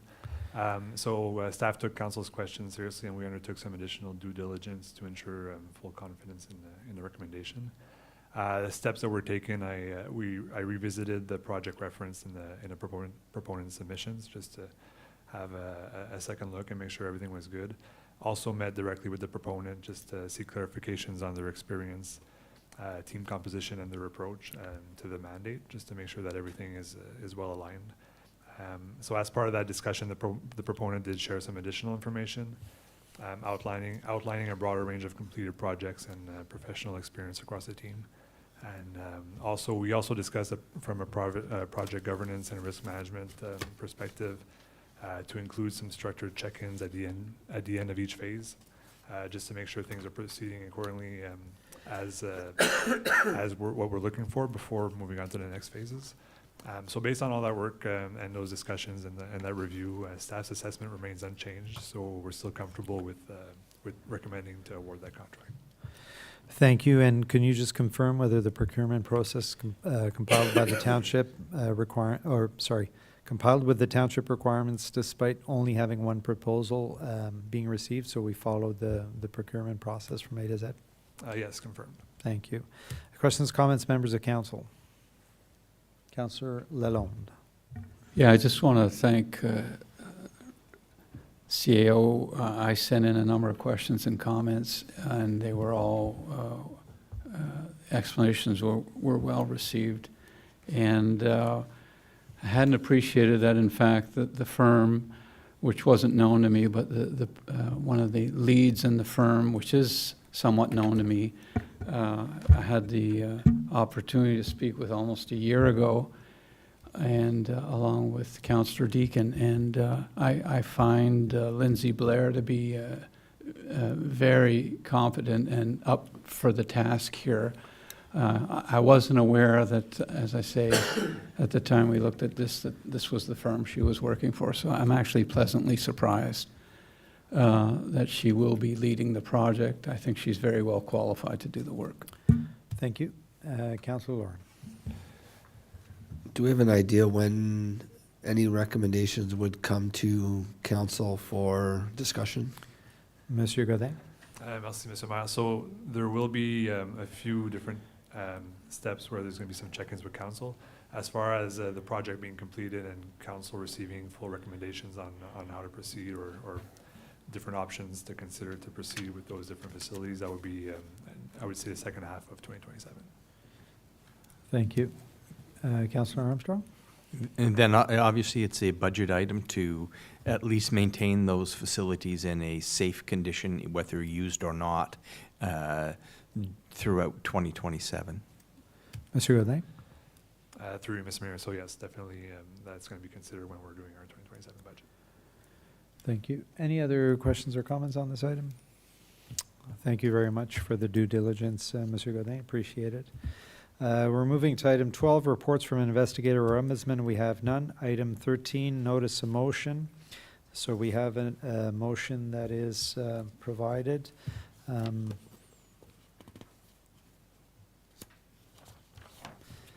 Madame Caméré, vous allez la lire?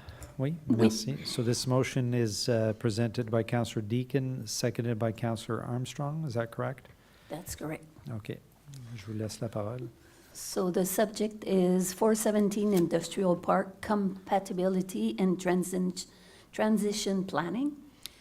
Whereas Council recognizes that industrial development is anticipated to expand westward within the 417 Industrial Park.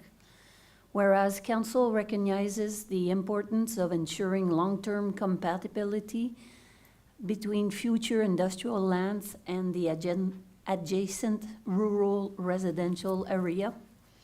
Whereas Council recognizes the importance of maintaining the surrounding rural and natural character over the long term through coordinated compatibility and transition planning measures.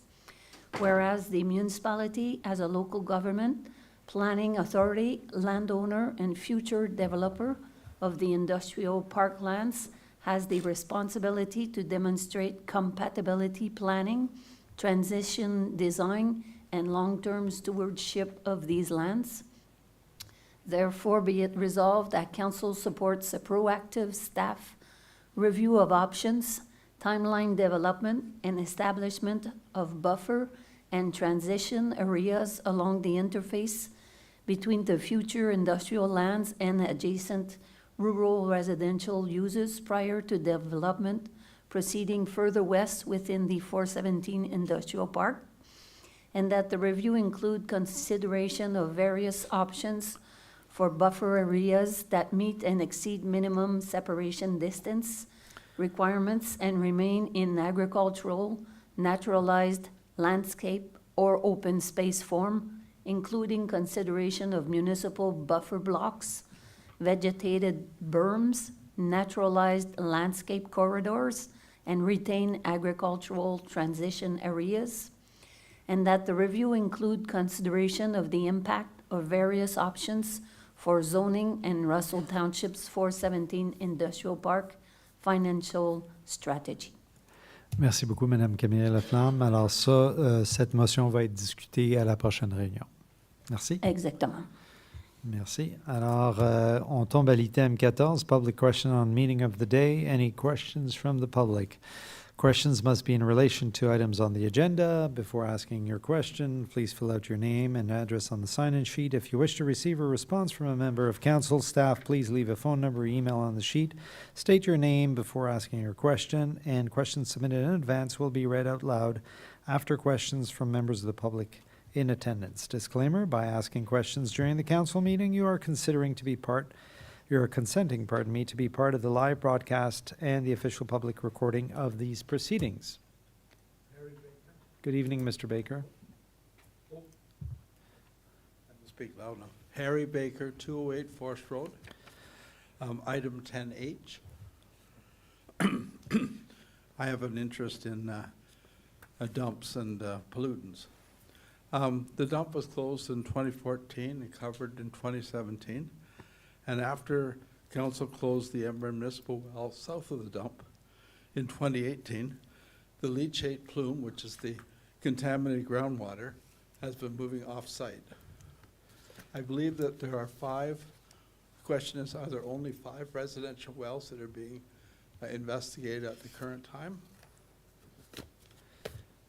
I believe the report says 5, so I just wanted to clarify that. Sure, Monsieur Bourgon. So we're taking the item from the consent items, item H, correct?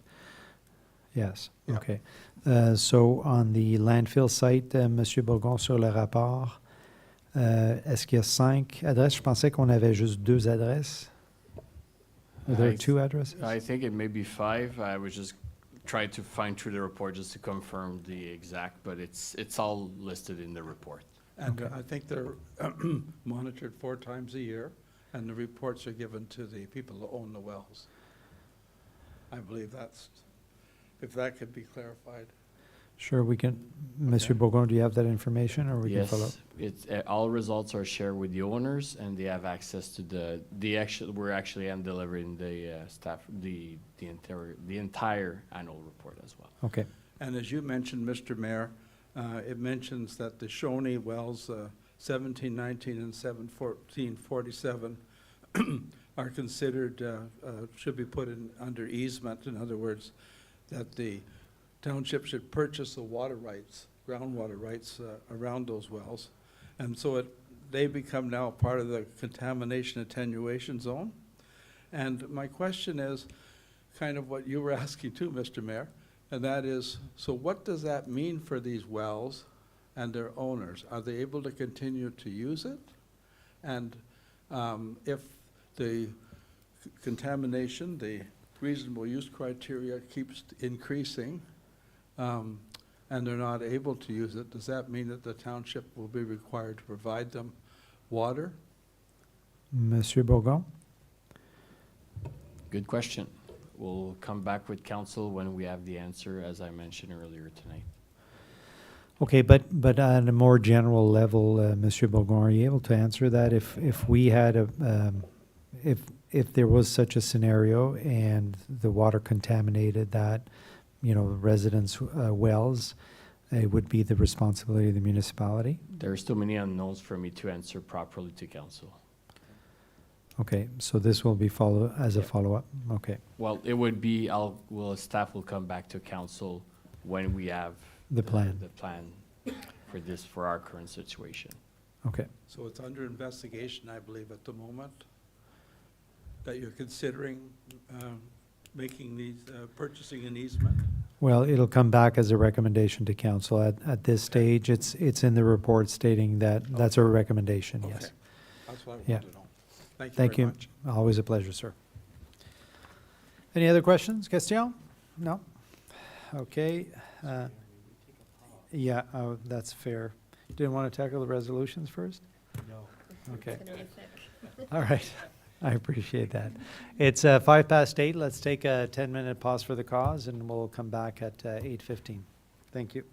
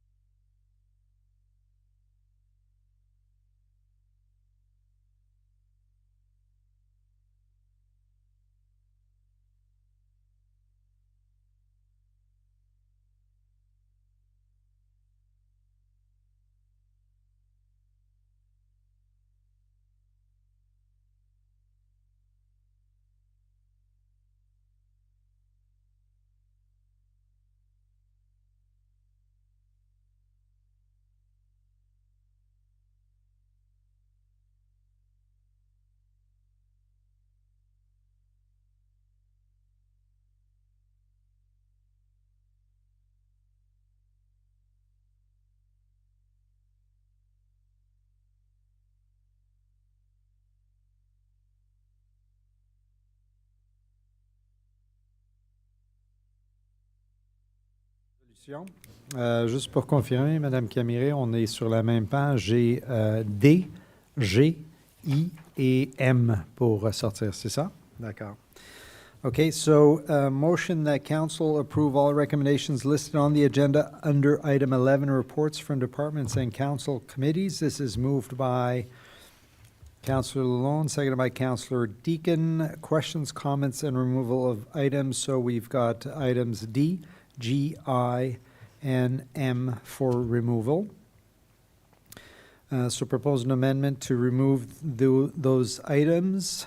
This is moved by Councillor Armstrong, seconded by Councillor Lauren. Call for the vote to remove D, G, I, M. All in favor and passed. So call for the vote for all the items listed under item 11 as amended. All in favor and passed. All right. Now we'll get to work.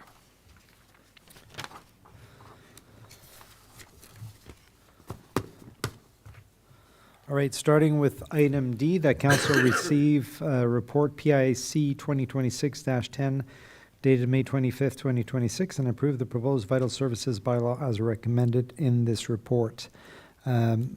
Mover, seconder to put it on the table, moved by Councillor Deacon, seconded by Councillor Lalonde. It's on the table. Questions, comments, amendments. Councillor Deacon. I would like to propose an amendment to read that council receive report PIC 2026-10 dated May 25th, 2026, and approve for first reading the proposed vital services bylaws recommended in this report. I got a mover, mover to propose as first reading. Do I have a seconder for that amendment? Seconded by Councillor Armstrong. Question, comments on the amendment? Seeing none, I'll call for a vote on the amendment. All in favor? And passed.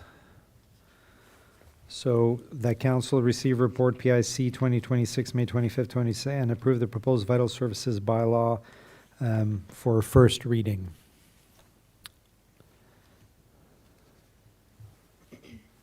C'est beau? On peut continuer? All right. Merci. Alors, on tombe à l'item G.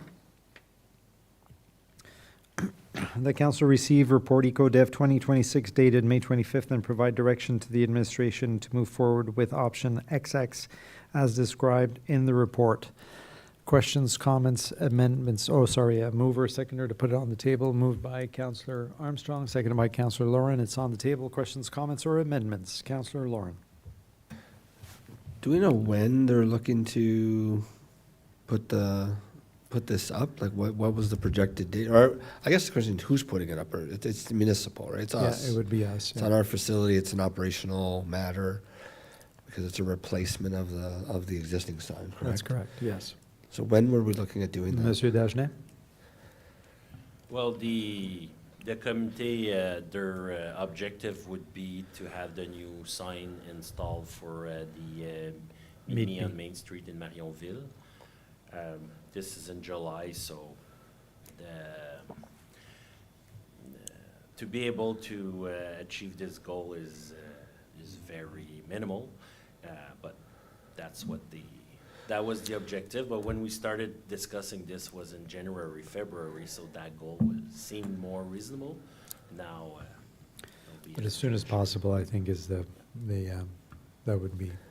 So I'll just share my concern. I'm struggling with the amount for our township to be paying for this. I know it's our facility and it's our board that we're replacing. I understand there's been partnerships that are put in place. Did we go out to tender and get the tender, or did the committee go out to tender? Monsieur Dagenet? We did. And would we go to the same group of people that put up the ones at the fire hall and at town hall? Monsieur Dagenet, yeah. yes, we sent it to all the companies we knew. We sent it to 5 different companies. Because then I'm struggling because I found the cost of the Emblem Fire Hall, which was done approved after the town hall and the Russell one. And that cost in 2021 budget was $55,000. And now we're looking upwards of $130,000. in 5 years. Monsieur Dagenet, est-ce qu'on sait pourquoi que ça serait une si grosse différence? Mais comme j'ai mentionné au début, c'est le fait qu'on doit changer la structure. Présentement, la structure actuelle, elle a un poteau. Puis, vu de la grosseur et du poids de la nouvelle affiche, on va avoir besoin de 2 poteaux. Puis, deuxièmement, on n'a aucune idée qu'est-ce qu'il y a en dessous de l'asphalte, fait comment que ça a été installé, ça, là, 50, 60 ans. Fait que c'est pour ça qu'on propose un nouvel endroit. Puis, fait que faire la structure coûte des sous, puis l'affiche comme telle, puis l'écran, l'écran est autour de 60 000, là, juste l'écran.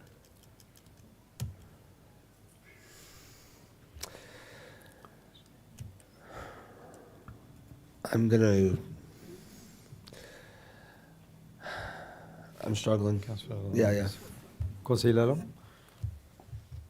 I happened to be in Chrysler this morning, and I saw that they had a brand-new electric sign. It looks brand-new-ish. But it wasn't the size of... You're using the same size, I understand, as the one that we have here in front of Township's offices currently? Monsieur Dagenet? Yes.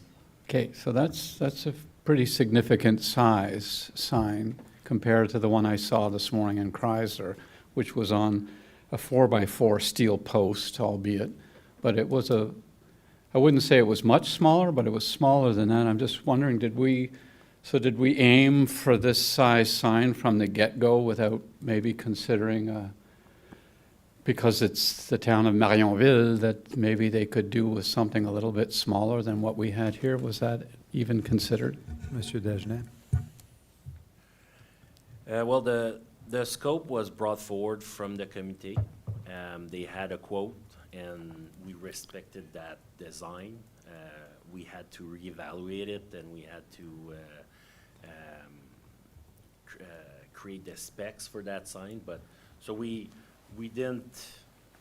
I guess we didn't thought of changing the scope that was proposed at the start.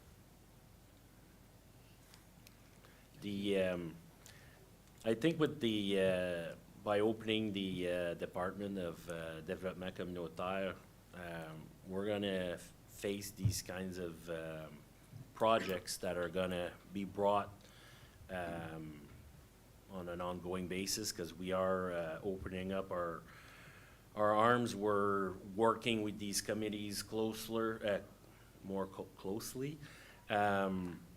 Like we've seen it with the Kin Club, we've seen it with La Société de la Gare. We try to bring these projects into our budget structure, ideally. But this one is the challenge is because we're using so many different partners to fund it, that we're using the FRIC, we're using 2 other townships are financing it, so that's why the best solution would, let's just put it into the 27 budget, and then, but that's not an option we have right now. Councillor Armstrong? When we talk about electronic signs and the prices of them, is it the surface area that makes a difference, or is it the pixel resolution that makes a difference? Why I ask that is the church has one that's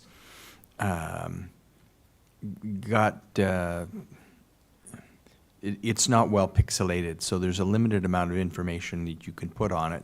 On the other hand, some of the other ones are twice the size, yet could put 4 times the amount of information on it and make it quite visible and readable from a good distance.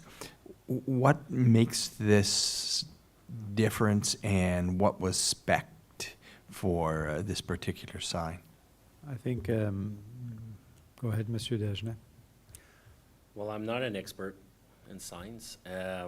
If I compare, let's say, the sign in Chrysler, the only thing we see is words. Like it's letters that are presented. If we see the one we have in front here, we can sort of Animate. have colors and, so that's the kind of sign we're looking for Marionville.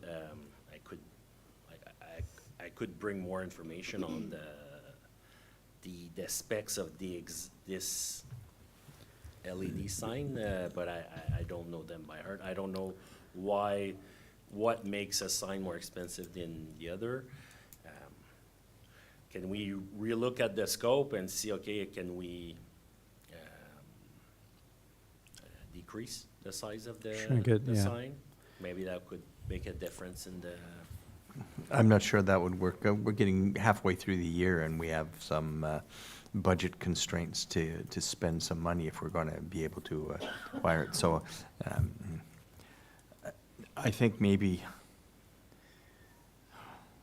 yeah. I'll let you think about it. Yeah. I've got Councillor Deakin. I'll come back to Councillor Lauren. Councillor Deakin.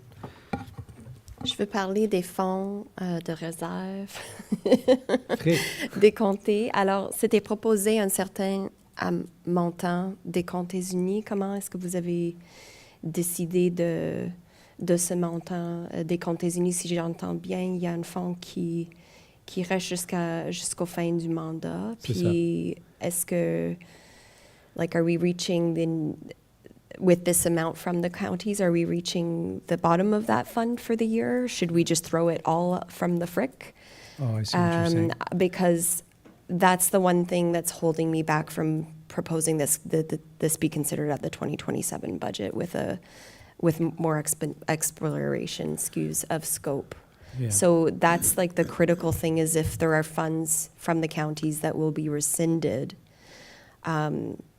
I'm not necessarily wanting to miss that opportunity, but I'm wanting to actually exploit that opportunity, frankly, as much Sure. as possible. Sure. So the way the frick works is typically the way it was designed is that the mayor proposes some sort of program or expense that's a community building, that's a community gathering in the idea behind the frick program, then is presented to council. If the council supports it, then it moves forward and counties will generally support it. And so that amount will no longer be available at the end of this term.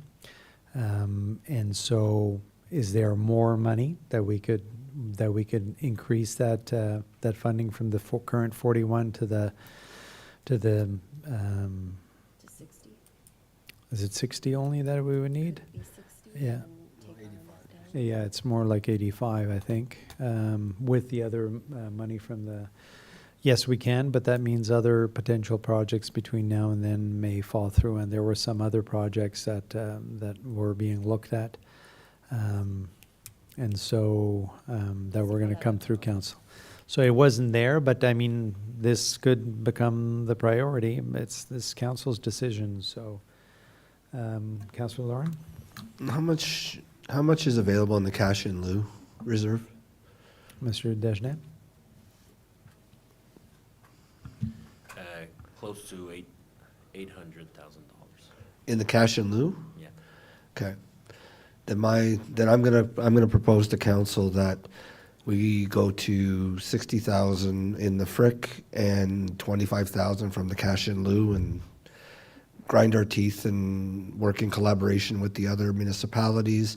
We don't want to lose this funding. We don't want to lose their funding because it is a municipal election year, and I'm assuming that some of the budgets that are being used need to be used in this fiscal year. So it doesn't touch our asset management reserve, which is the one reserve that I really didn't want to touch. So if we can keep it out of the asset management reserve, work with the frick and I was going to say frack, but work with the frick and the cash in lieu, then that would be my amendment to this proposal as option D, I guess it would be, is to combine the two and make it work. So I'm going to move that. Thank you. That's so be moved. Do I have a seconder on that motion, on that amendment? Sorry. Seconder or a question? Well, once it's on the table, yeah. Well, yeah, so we have a seconder, it's on the table. Questions, comments? Councillor Deakin? I generally like the direction that this is going in. I am also feeling very cautious about hearing that this may put other projects on the back burner, and I don't know what those projects are. at a budget time, we would have everything out in front of us and we would know exactly how we're executing our priorities, A versus B versus C. Is there any way for us to get more information about, like, a review of those funds, a clear determination of how much is available, whether this would be eating into other priorities? If so, what are those priorities? Is that possible to request? So I think that was in production right now, trying to figure out what amounts were left and how they could be used to benefit the community. And that was going to be coming to council, I think, si je me trompe pas, ça s'en venait avant qu'on tombe en vacances au mois de juillet, là. Oui, c'était le plan, c'était d'apporter une vue globale. Ouais. Alors ça s'en vient, mais on n'est pas prêt à le faire ce soir. So in that case, I would ask for a deferral. Okay. I would propose to defer the item until such time as that report comes. Okay. Since the amendment's still on the Yeah, table. it what's- is, yeah. Good discussion. Would it be reasonable then to say that council approves a total contribution of $85,000 coming from a combination of cash in lieu and FRIC and administration to ensure that no competing priorities are hurt or restrained, or whatever word we want to use, compromised as a result of the decision. Therefore, we leave it to administration to determine out of those two funds how they split it to ensure that everything else gets priority as well, rather than have them come back again and delay the project further and potentially lose opportunities for funding. Would that help other members of council? Thank you, Councillor Lauren, for your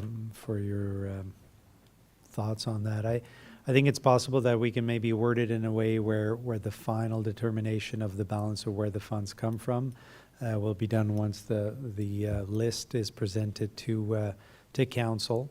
And if there is a willingness from this council to support the amount and then finalize the details where the amount comes from.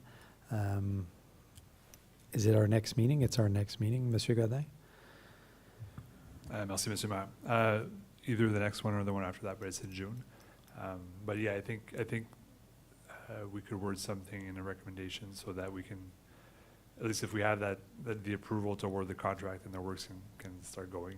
If council is comfortable with that, with the fact that at worst, if there's no money left from the FRIC to allocate to this over and above the 41,500 that's there, you'll know that the rest is going to come from the cash in. Right. So I think we can.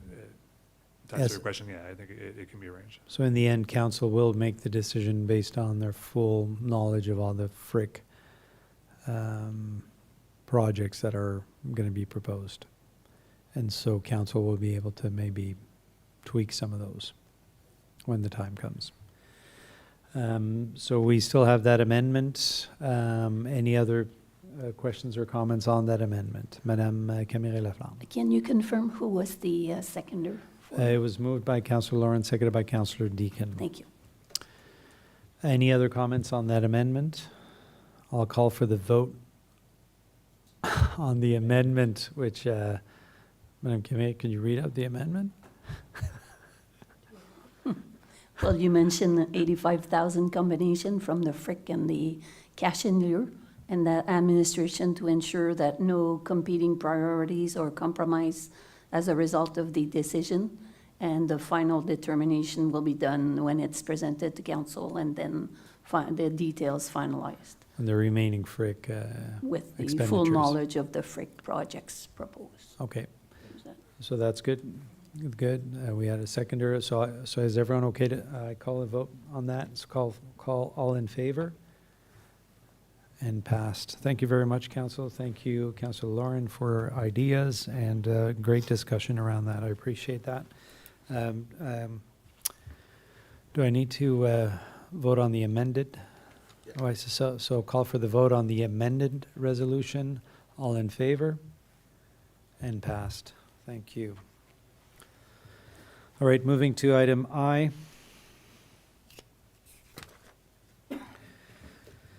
The council receive report EcoDev 2026-08 dated May 25th, 2026, and provide direction to the administration regarding the preferred option outlined in this report.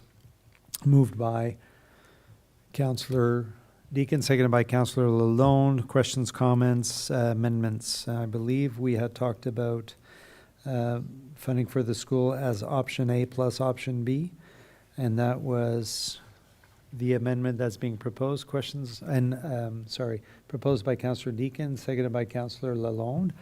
Questions, comments on the amendment? C'est bon, Madame Camille, de votre côté? So we had the mover, seconder, Lisa Deacon and Marc Lalonde C'est for ça. the main, and the same mover, seconder for the amendment. Was that? That's correct. And the amendment is? Is option A plus B Okay, thank you. for a total value, I think it was $3,600. So questions, comments on the amendment? I'll call the vote on the amendment. All in favor? And passed. I'll call for a vote on the amended resolution. All in favor? And passed. Thank you. Moving to item M.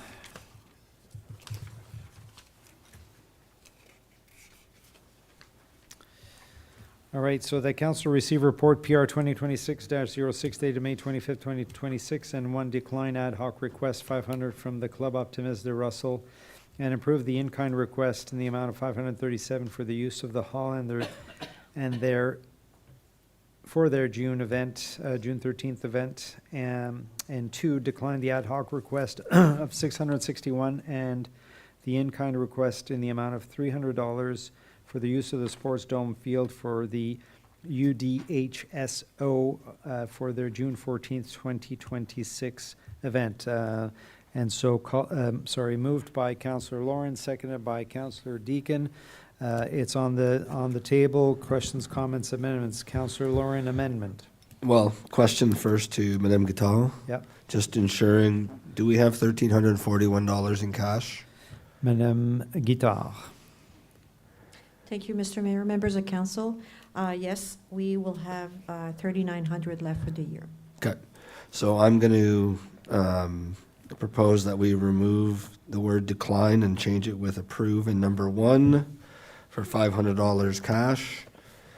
And as well, I'll take care of number 2 as well, because I think this is where Councillor Deacon was going, that we remove the word decline for the ad hoc request of 661, which also, it was declined for the 300, so we would approve the 300 as well in kind.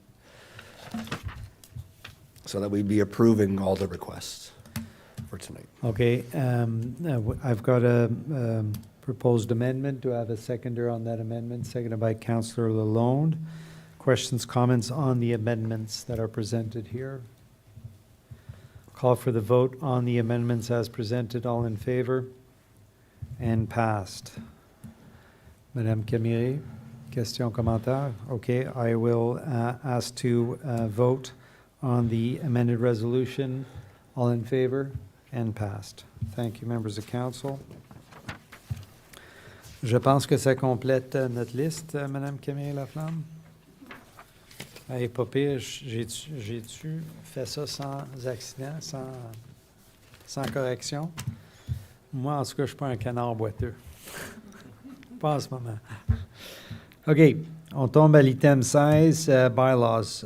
On these particular bylaws, item 3 will have to be removed.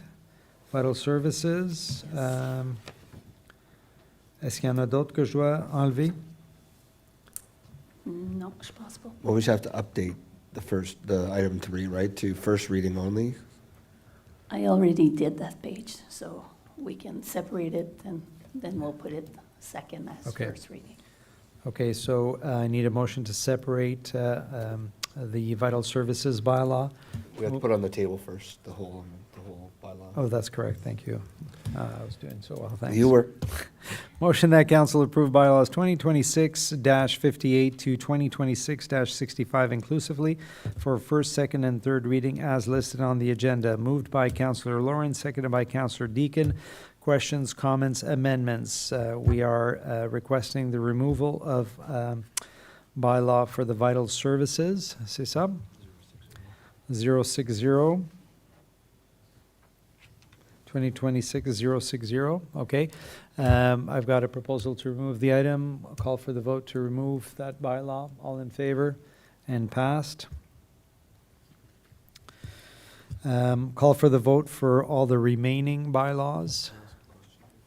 Yes, go ahead, Councillor Long. Just to confirm, I noticed that in the bylaw for the bylaw 65, that it still refers to May 11th rather than May 25th.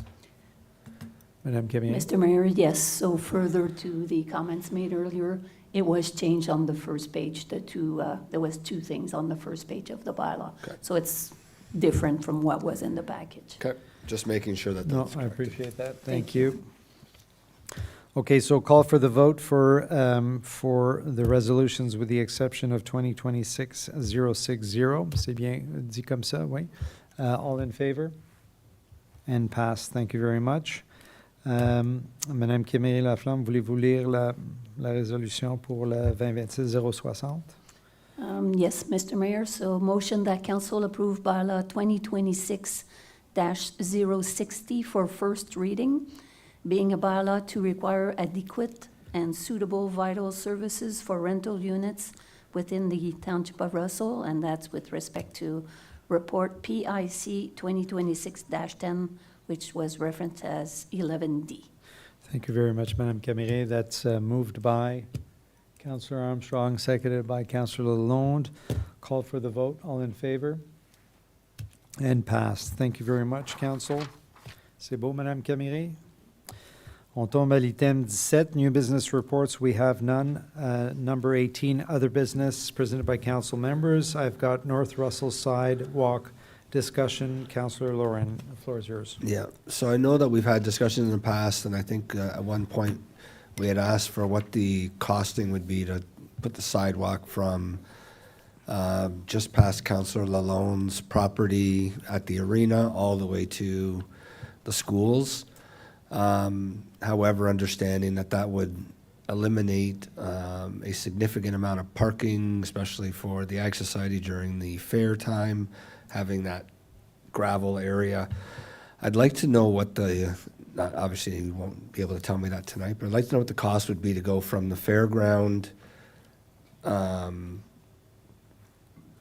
furthest north exit of that property where we line up to the Russell the trail, all the way to the schools, what that would look like from a costing perspective, because I want to include that, whatever that cost is, I want to include that in the 2027 budget discussions. We have so many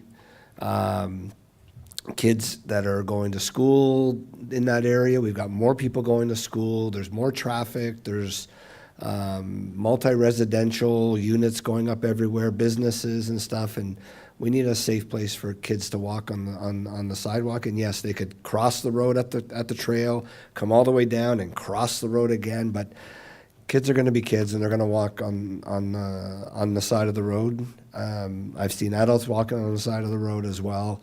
I just think to ensure the proper public safety, that council should be looking at that in the next budget to fix that error that was made when those houses were put in, and that there was no sidewalk ever put in there. And I think we can collaborate with the project that's going in on the corner just before St. Joseph's School, that's going to have a multi-residential units in that space. I think it's 9 units that are going in that one little section there, that whole front way there might be the opportunity to share costs on that portion of that walkway. So I would suggest we go right up to the parking lot of Russell High, so that kids that are going to Russell High have a spot to walk as well. So that was the discussion that I wanted to have. OK. Monsieur Bourgon, commentaire sur la demande? No, no comment. No comment. Like we'll bring the estimate like we've done in the past. We'll bring the estimate to council at budget deliberation. That segment we have no issue with. It was identified in our transportation master Yeah, it is plan. in the, yeah. So that's what I was going to ask, because I went through the transportation master plan today, and it did state that there were additional aspects that we were going to be looking at. So sidewalks were being contemplated already, or? Well, the transportation master plan stated it could be either a MOP, so multi-use pathway, implemented, or a sidewalk. Okay. Both options. A MOP obviously would mean that we would need to change the geography of the road, so removing some sidewalk, some parking space or whatnot, or to adjust like the feature, the drivability of the road.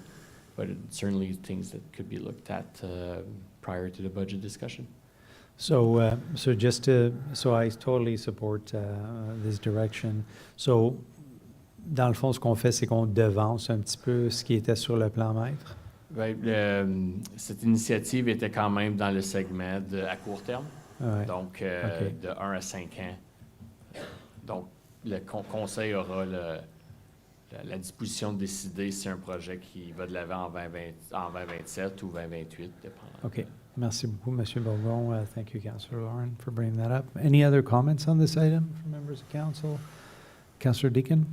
I just want to echo thanks to Councillor Lorrain for raising this tonight. This has been something that several residents have connected with me about in the recent weeks, and I did go out and do an observation shift at the time when the crossing guards are out, when there's the highest amount of traffic. And I can't agree enough that there needs to be improved pedestrian and cyclist, especially safety there. Great, thank you very much. And I guess I should note too that in working closely with the OPP, we have been told, and I've heard from residents that they are seeing a lot more presence of patrol cars there, especially around school times, which is great. All right, so that concludes that number 18. Move to 19, public consultations here. We have none. Item 20, announcements. Just to let council members know that this past Friday I attended with the detachment commander of the OPP detachment here with as the police service board chair. With all police service board chairs and their detachment commanders for all of East Region. We were in Smith Falls for the day, meeting with the chief superintendent and all the superintendents of the region to kind of give us a better idea on the governance piece and what OPP is doing and more or less the organization and how it's evolving and what they bring to the table to the communities that they serve. It was a great educational day. Learned a lot of the services that are available to us in this community that we don't often know or think of or hear about. So it was a really good experience from that perspective. Any other announcements, members of council? I guess I have one final one. I will be away at FCM starting on Wednesday. Plus I'm taking a few days off, so I have Councillor Deacon who will be acting in my position. I will still be taking emails and working, but I just will not physically be here. So moving along, strategic discussion. We have one. Do we want a 5-minute break before we start? Yeah, I see one waving yes. Sure. Yeah, okay, let's take a quick 5-minute break and get into the zone, and then we'll start.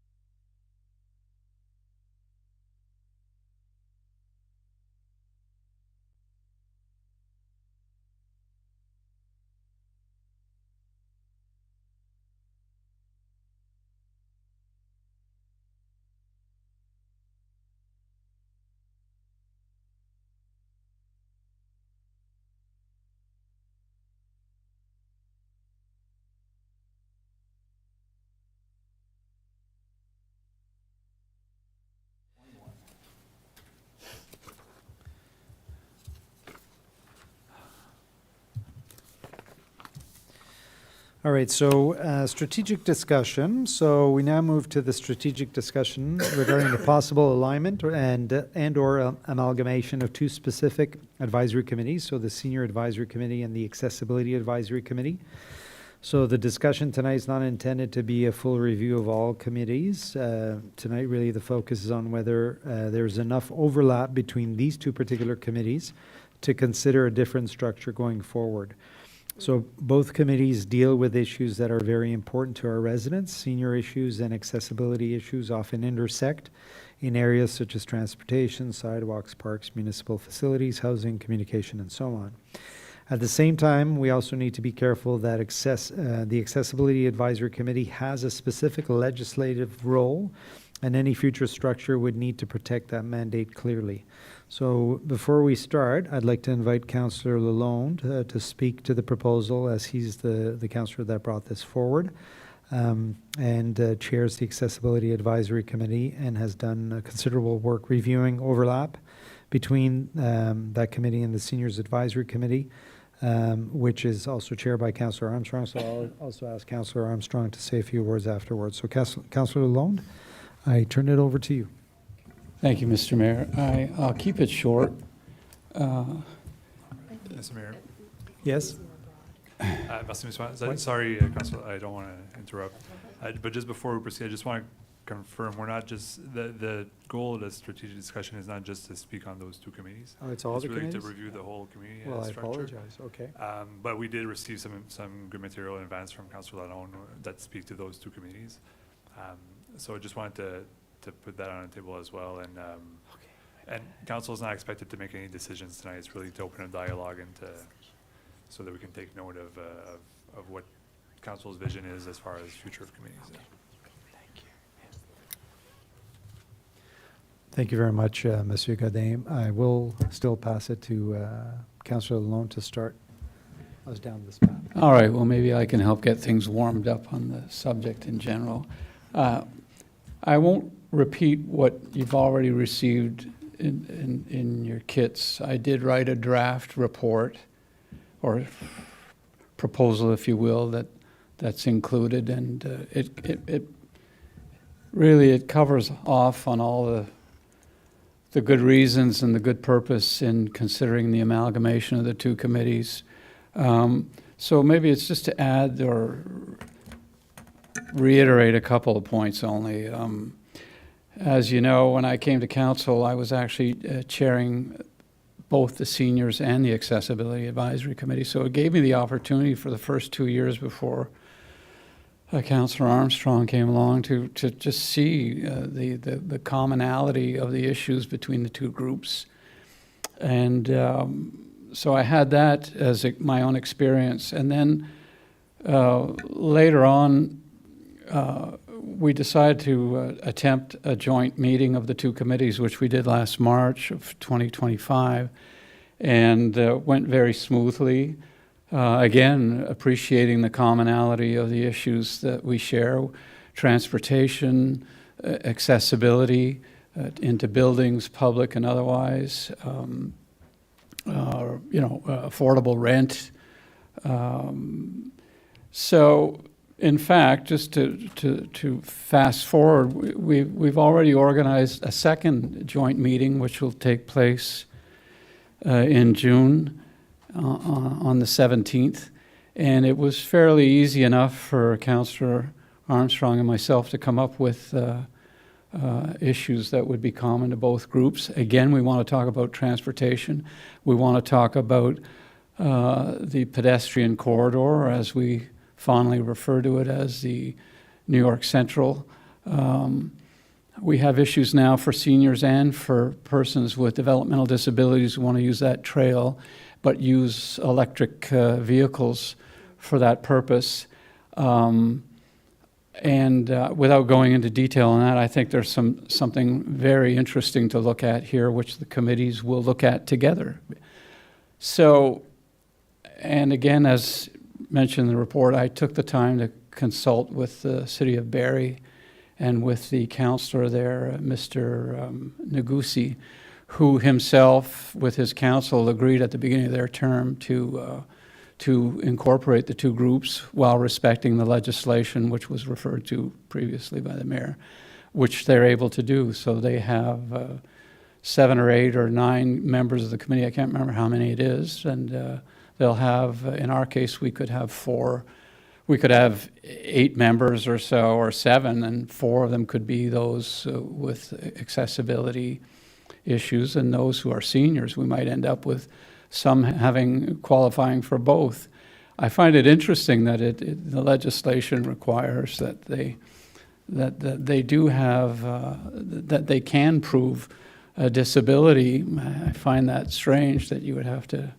I don't know how you do that, but I know we do it with our committees. But I'll just leave it off by saying that with the committee meeting coming up again in June, the joint meeting, and the fact that Councillor Armstrong and myself have met to discuss and debate this ourselves in recent weeks, we've come back again to the idea that there would be good reason in terms of the common issues which are laid out in the report that I prepared. Also gains in efficiency all around for staff, for members of council as well. I think this is a real hand in glove, a very nice fit. It's probably why a number of municipalities are already doing this. They have joined their committees together, and I'll just leave off by saying that indeed the ministry itself is the Ministry for Seniors and Accessibility. That's what the ministry is called at the provincial level. So it's in the report. I don't really think there's much more to say than that, and I just leave it back to you, Mr. Mayor, for discussion. Thank you. Councillor Armstrong? Yes, I don't have the now nearly 4 years of experience that Councillor Lalonde has, but some of the things I've noted is the great overlap in the seniors. In fact, most of our citizens that have some sort of disability are usually seniors. And not to say anything against those who are younger that still have disabilities. There are a lot of them, but disability seems to creep up on you as you get a little bit older. My knees keep telling me that.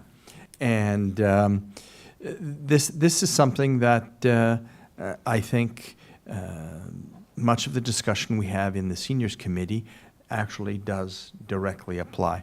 And I meet many people at, for example, the dog park, which I'm there most days, and there's a good number of people, mostly seniors, who have some sort of disability that bring their dogs to the dog park. So I get to talk to them, and I can see more and more that overlap. It would definitely be very efficient, I think, for the township to combine the two committees, not in this term, of course, but is starting early in the next term, is something to pass on to the next council, however it's formed, and fully recognizing that there is a legislated mandate for the accessibility side. But, you know, I think many of the seniors would also qualify easily as in the accessibility side. The number of them that come to the dog park that have their handicap sticker for their for mobility reasons, and then when they get out of the vehicle, they do have a lot of such reasons. I think that's a good idea. So Councillor Lalonde's suggestion is an excellent one. Excellent. Any other comments specific to this part of the discussion? Councillor Lalonde? I'll just state that I fully support the request from Councillor Lalonde and supported by Councillor Armstrong. Thank you. Anything else to add on this particular aspect of the discussion? Okay, let's open it up to the broader discussion around the committees. Before we do, I just want to confirm with council members so they're aware. It's my understanding that Monsieur Savoie now has sent out about 41 of the surveys to past members of the committees. So if you recall, we approved a questionnaire to go out where staff will aggregate the results and present it back to council. And the idea there was to go to all existing and past members of committees from this particular term. And so there are 41 questionnaires that went out, and I'm not sure how many we'll get back, but Monsieur Savoie is working on that right now. So we will have that information that will also be forthcoming to help in discussions around the broader committee aspect to it. In terms of that broader discussion, I just open it up now. Members of council, thoughts on the committees, the committee structure, their value? Councillor Deakin. Buckle up. I want to start by saying that working on the Housing Committee, the Library Board, the Diversity, Equity, and Inclusion Committee, and the Teen Advisory Committee has been one of the most rewarding parts of this term of council for me as the term end nears. And it's also been one of the areas that I've worked the hardest on, that's required the most of me in terms of my time and my energy. I want to start by looking back at some of the work that this council did to put forward public engagement strategy and public engagement policy, which I think is a big part of the framework that I want to be coming into this conversation with, because committee engagement, of course, is one aspect of public engagement, a very important aspect of that.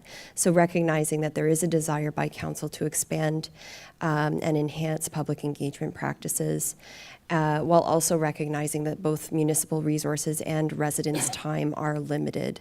I believe that public input should be treated as a valuable and finite resource. In a lot of the work that I was doing in my consulting career, there was a rule that you'd only ask people one question once.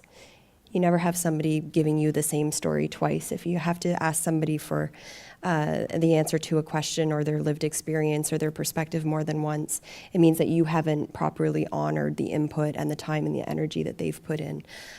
So when I say it's a finite resource, I really mean that, the respect for residents' time, their inputs, and ensuring that every time that they're asked to engage, that it's intentional and meaningful, and that residents should be able to see and understand how their engagement has an impact at the end of the day. So there are a lot of different engagement initiatives that came through in that policy, including an online engagement platform, town hall style meetings, which council supported, that will begin to be planned in 2027.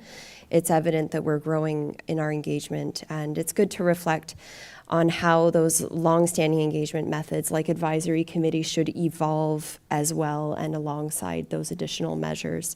And I want to applaud Councillor Armstrong and Councillor Lalonde for your thinking in seeing a lot of common themes coming at your committee and proposing that they work together. I do recall that was part of every terms of reference, that we have KPIs, and that one of those KPIs relates to how committees collaborate and communicate across one another. So I think this is a great example. I do encourage a review of committee structure for next term beyond this one example that we're looking at tonight. In the public engagement policy and recommendations that came back, the consultant recommended assigning very specific projects and undertakings to committees with defined objectives to enhance what to date sometimes has been a fairly broad terms of reference for some of the bodies at the moment. And I support looking at where community work is overlapping and where committees can be merged. We have the example tonight. Perhaps there are other examples as well that this could apply to.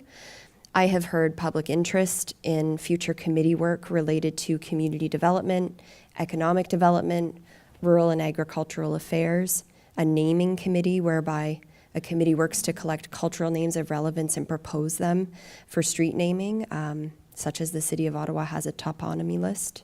That was one that came forward. Concerns. I do have some concerns, and I think we'll see this maybe. I don't want to preempt the survey results, but I noticed high turnover amongst committee members. Agendas, I'll name it on committees that I was chairing. The agendas did tend to be driven by myself, so a lot of driving, a lot of guiding through our KPIs, our objectives. I would like to see more balance, I think, in the future between how much committee members feel prepared and able to also drive agenda items. And just all around limited clarity around committee expectations and purpose. I'll give one example that's kind of obvious. The Teen Advisory Committee has, we have our procedural bylaw and our committee's bylaw. These are 14 to 18-year-olds, and we're asking them to read through 80 or 90 pages, I think, between the two, at least, of bylaw for them to understand what their roles are, what their responsibilities are. And I found that quite a high ask for the youth, but also when we sort of stress tested that with other committees as well, recently they were also fairly unaware of what those bylaws looked like and what that meant for their participation and some of those key parameters of their participation. The next theme I want to talk about is strategic alignment and accountability. And I'd like to flag that I would love to see committees, if we're investing in committees in this way, I want committee work to be directly aligned with the strategic plan. So township resources are limited. Some approved recommendations that have come from my committees have advanced very slowly because I understand, looking at the strategic plan versus the recommendations have come, they're not necessarily 100% aligned. So we are, I think, looking at a strategic plan review with the new term. So to ensure that those are aligned, that what we're assigning the committees to do is actually embedded within the strategic plan and is part of the township achieving its goals. And I would say that I've also seen that reflected to some extent in staff, that staff literally could have their participation and their support of committees directly aligned with their performance management. I'm getting into the tactical here, but just for the staff that are at the table to understand inherently what their role is in supporting the committees and how it aligns with their role more broadly at the township, that this isn't something on the side of their desk, but actually a core part of what they're here to do. And just on the alignment to the strategic plan, again, going back to more direction, more encouragement of KPIs being included, midterm reporting on KPIs, so that halfway through the term we can see where all of the committees are at and how they're delivering on their objectives. So just that clearer tracking of outcomes and implementation throughout. I really think if we're going to do committees, it should be embedded and it should be an inherent part of the success of all of the township objectives. I have a little bit left to go through, and it's related specifically to discussion that the DEI committee had on lived experiences, on diversity of lived experiences on township committees. I'll just give an overview of some of the themes that came back from that discussion. We explored what meaningful DEI looks like on committees and in practice, whether equity, diversity, and inclusion principles should be embedded more broadly across committees, and the value in a dedicated, we even questioned and really poked at the value of a dedicated DEI-focused committee. 4 themes came back from that committee. The first one was recruitment, outreach, and representation. So encouraging the township to take a more intentional and welcoming approach to committee recruitment and outreach to reduce participation barriers and encourage broader diversity of lived experience across committees. I think the outreach is the key word here, is actually having connection with different groups in the community, encouraging them to be promoting it to their connections, et cetera. Moving beyond a checkbox approach, so making sure that inclusion is embedded meaningfully into recruitment and committee processes by identifying skills, experience, and perspectives being sought and aligning processes with DEI commitments. I'll give an example. The library board, we do have a skills matrix that we use. And when there is a vacancy at the library board level, we identify who's at the table now and what sorts of skills and perspectives are missing in terms of legal, accounting, fundraising. And we do express to the mayor, unsolicited, what that skills deficiency looks like. So that's one way to make sure that there is like a strategic recruitment. The DEI committee also brought forth questions around governance, conduct, and onboarding, so strengthening onboarding, conduct expectations of members, and member education across all committees to ensure that respectful, inclusive, and well-understood standards of participation are across the board. And the DEI committee did recommend maintaining a dedicated committee, a DEI committee, and also creating structured ways for DEI perspectives, more diverse perspectives, to inform the work of all township committees. On that, I just wanted to add my personal perspective on that is that committees should consider the needs and perspectives of residents who are not present or are unable to participate due to barriers such as childcare, shift work, or financial pressures. I would love to see a greater understanding of everyone who shows up at committee, that to acknowledge that there are people who cannot be in the room and who will never be able to be in the room, and to understand that when they are chosen to be on a committee, that it is not just their personal perspectives that they're representing, but that they are there representing the broader community as well. So that's one point. Members across all committees should be encouraged to actively reflect on how decisions may affect the most marginalized communities. A DEI-focused committee could serve as a resource by developing tools, frameworks, and guidance for use across all committees. Perhaps that's a very specific ask that could be given to that committee next term. And that there are resources such as the recently passed multi-faith and multicultural guidance, as well as demographic data and explainers, such as from the City of Ottawa. They have demographic profiles that could support committees to assess how decisions may impact different communities. So that might be part of some of the onboarding orientation aspect for next term. Thank you for allowing me the space and the time to share this, and I'm happy to send it to staff written out if that's easier as well. That's great. Thank you, Councillor. Councillor Armstrong, you had your hand up? Then Councillor Lauren. Just a quick one. I think we as council have to consider how we, or what use we put to committees, because there are two sides I see. I remember when I was in the armed forces having to go to parliamentary committee meetings. And parliamentary committee agendas are set two ways.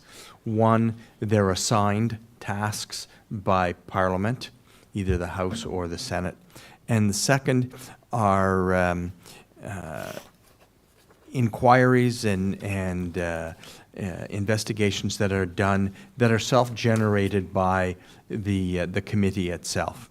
And I think we should be able to see that. And what I don't see here is a good level of direction from council to committees. We need to know something, and you have some expertise in it. And it goes to Councillor Deacon stating that you need the right expertise on the library board. Well, you need something like that sometimes in your committees as well. Yet, remembering that they're all volunteers.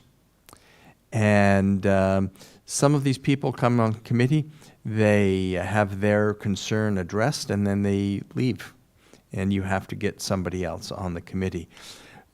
But those items are generated by the individuals in the committee, and their ability to do that is their motivation to be on the committee. Is they take their own ideas and see that they get eventually presented to council. How to find that balance? How much is directed to a committee to be done, and how much you just let the committee, do some brainstorming, and it's essentially an exercise in community engagement. I'm not sure how to do that, but we have to think about it and come up with some idea. Thank you, Councillor. Councillor Lauren? Building on those two comments from Councillor Armstrong and Councillor Deacon, or what they said was, so where I see, I guess, gaps in what we should be doing, or where we could be going with this, is far too often council is directing items back to advisory committees for comment before making any decisions, when I think there should be a concentrated approach when possible to gain that, not approval, but recommendation from the committee on certain subjects before it coming to council. And in fact, on our reports, it should have a section that says advisory committee comments or advisory committee recommendation as part of a report. And then, it would say Parks and Recreation Committee recommends to council that this item go through with the following comments, blah, blah, blah, blah. So at least because we have advisory committees, so they're committees of council, they should be seeing some of this stuff before we see it and making those recommendations to us. That's just my comment from my years of sitting here and trying to see what the committees are there for and why we do things, and seeing how council throws things back at a committee, or throws it to the committee to get comment. I think that there should be the proactive approach to that process, and we should be able to see what the committee did and what the committee looked at and commented on prior to us looking at some of those reports. Not all of them, obviously, we won't be able to get them all in, but because advisory committees only meet at certain times, but whenever possible, I think it's an important piece. Otherwise, why do we have advisory committees? Thank you very much. I like that train of thought as well. I think a perfect example of that, Councillor Lauren, is the tree bylaw when we threw it back to the environmental committee with some additional guidance. It came back, and with that support, it already came here with a much greater understanding or almost more support coming in with their support. So that advisory piece, Monsieur Godin, I think is really important. I was surprised for the first few times that we didn't use that more than we can. And I think there's opportunity there. So I would agree with that. The other aspect that I wanted to touch on as well is the value in getting a well-rounded committee is definitely crucial. But in my experience so far, we've been limited, and I guess it goes to the recruitment piece where we don't have, en français on dit, on n'a pas toujours l'embarras du choix to get, diversity, to get more people with certain expertise levels and everything. So it does come back down to recruitment. And I know that we used to always do newspaper ads to get committee members, and so I'm not sure how do we ramp up the pool of people that want to give their time.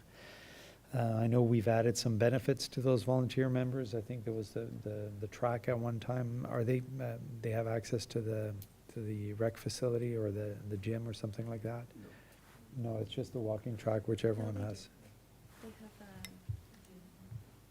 Madame Guittard, I've gym? sent things over to her several times. It's a 3 months pass? 2 months. 2 months. It's the equivalent of two free months in the gym. Okay. So they do get some value, and I think that's important to kind of continue to explore. The other aspect too that I think, certainly from my position, that I've started trying to do, one, obviously the important part is reaching out to those current members and past members to see what their experience was like, and how can we do better to give them the value, because nobody does it. Yes, they volunteer, but they're looking at getting something to be involved. And so what could we do to respect that and respect their time and commitment? And I think we'll have a better idea of that, now that we have those surveys. And I think the other aspect is recognition, and that recognition comes from whether it's a letter from council, from the mayor after they've done their term, or when they leave to thank them for their service, or when they start, to welcome them to the committee. I think all of those things are there. It's important to do to get more quality committee members. So that would be that point. And my only other point in terms of committees, I think they're essential for me, sitting here at this side of the table, to make better decisions. I like getting feedback from committee members. So I'd like to do that more. I'd like to get more value from those committees. And then the only other thing too, and Councillor Deacon alluded to it a little bit, and I found myself in that kind of position as well when I was chairing various committees, is sometimes it's hard, not to be the one that's continuously driving the agenda. And sometimes if you're driving the agenda, are you really just getting people nodding in your favor and getting something that me as a councillor wants to see come to the table here, as opposed to something that's really coming from the community? And again, it's a fine line because, the chairs of the committees are members of council. And so how do we ensure that, through the various procedures and so on, to make sure that we're able to do that. So, Monsieur Godin or other members of council, Councillor Lalonde? Yeah, just a few thoughts on the general discussion now that I just wanted to share. I think as we continue with this review and get ready for what might affect the next council, there's a couple points I want to make. One is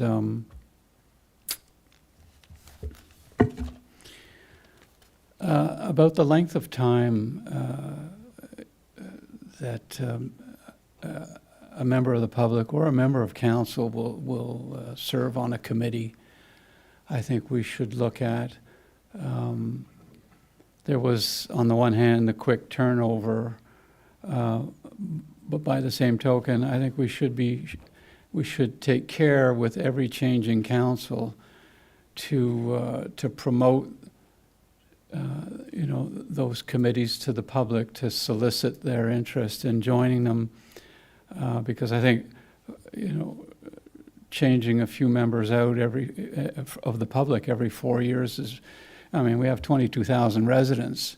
We have some committees, I know, members of the public that have been on there for quite some time. In some cases, it's a wonderful result for the expertise that they bring. I think of people like Matt Gravlin and others. It's a real gift to have them on those committees for more than just a 4-year term. But there's a flip side to that too. I think we should be careful about, and I think that goes for members of council as well, that we should take some interest in the length of time any member of council might serve on a committee. Again, there's a need for continuity, but I found it interesting that the previous mayor had decided that halfway through the term of council, he might switch things up, have maybe some of the new members move around. I think that's a good idea. I think that should be considered as in some form as a protocol or a policy even maybe. But yeah, so I think we should pay a little more attention to that, to the length of time. I'm aware of one committee with one member who's been on there for a considerable length of time, and again, there's expertise coming with that. But by the same token, with 22,000 residents and people applying, I think we need to change things up from time to time. 10 to 12 to 15 years on a committee for me is way too long to be serving on that committee as a member of the public. The last thing is remuneration. It's interesting that some committees are paid, and I know it's because of maybe what starts out with a title of legislated committee, the accessibility advisory and the planning. But quite frankly, I serve on both, and I've served on the seniors and other committees. Some of the contributions they make are extremely valuable. I just wonder why they're not treated the same way. That, mind you, we're not paid a lot of money on these committees, but that's not the point. The point is, if all these committees are very important to us, and we want to rely on them even more so going forward, then I think there should be some equity consideration given there, that if you're going to pay members of one committee $100 each or whatever to attend, then why doesn't that extend to the youth and the diversity committee and the seniors committee? I just leave that out in the open for thought. Merci, Conseiller Lalonde. Any other comments from members of council? Councillor Deakin? One little one. As the term wraps up, one of the things that I noticed last term when I started attending committee meetings was, it was kind of, they would have their final meeting and they would congratulate each other on a job well done. The chair would say thank you, and then they would walk away. And there really wasn't like a formal recognition, like a wine and cheese, some sort of a thank you gathering and acknowledgement of, I'm just building on what Councillor Lalonde is saying about showing appreciation. It was a bit awkward there in September and October just to, they passed around a box of chocolates that the chair had brought, and I think we may want to encourage a little bit more thought into how they're recognized and acknowledged at the end of the term. Yeah, great point. Thank you. Whether it's an open house or something like that, I think that sounds like an interesting thing. Any other comments from members of council? No, I want to echo what you echoed about what Councillor Deakin said about exit. The Affordable and Attainable Housing Committee, I thought worked very hard, and on the last night, because we had a finite mandate, we kind of just got up and said goodbye, and it was very awkward because we put a whole report together, a very purpose-driven committee, and I don't know. So I echo that, to the nth degree. So that's not even too late, Monsieur Godin, to do something for all the volunteers at the end of this term. That's something to think about. That might be a value. Councillor Lauren? Maybe something in our brand new community center in the rec complex, but that's just me.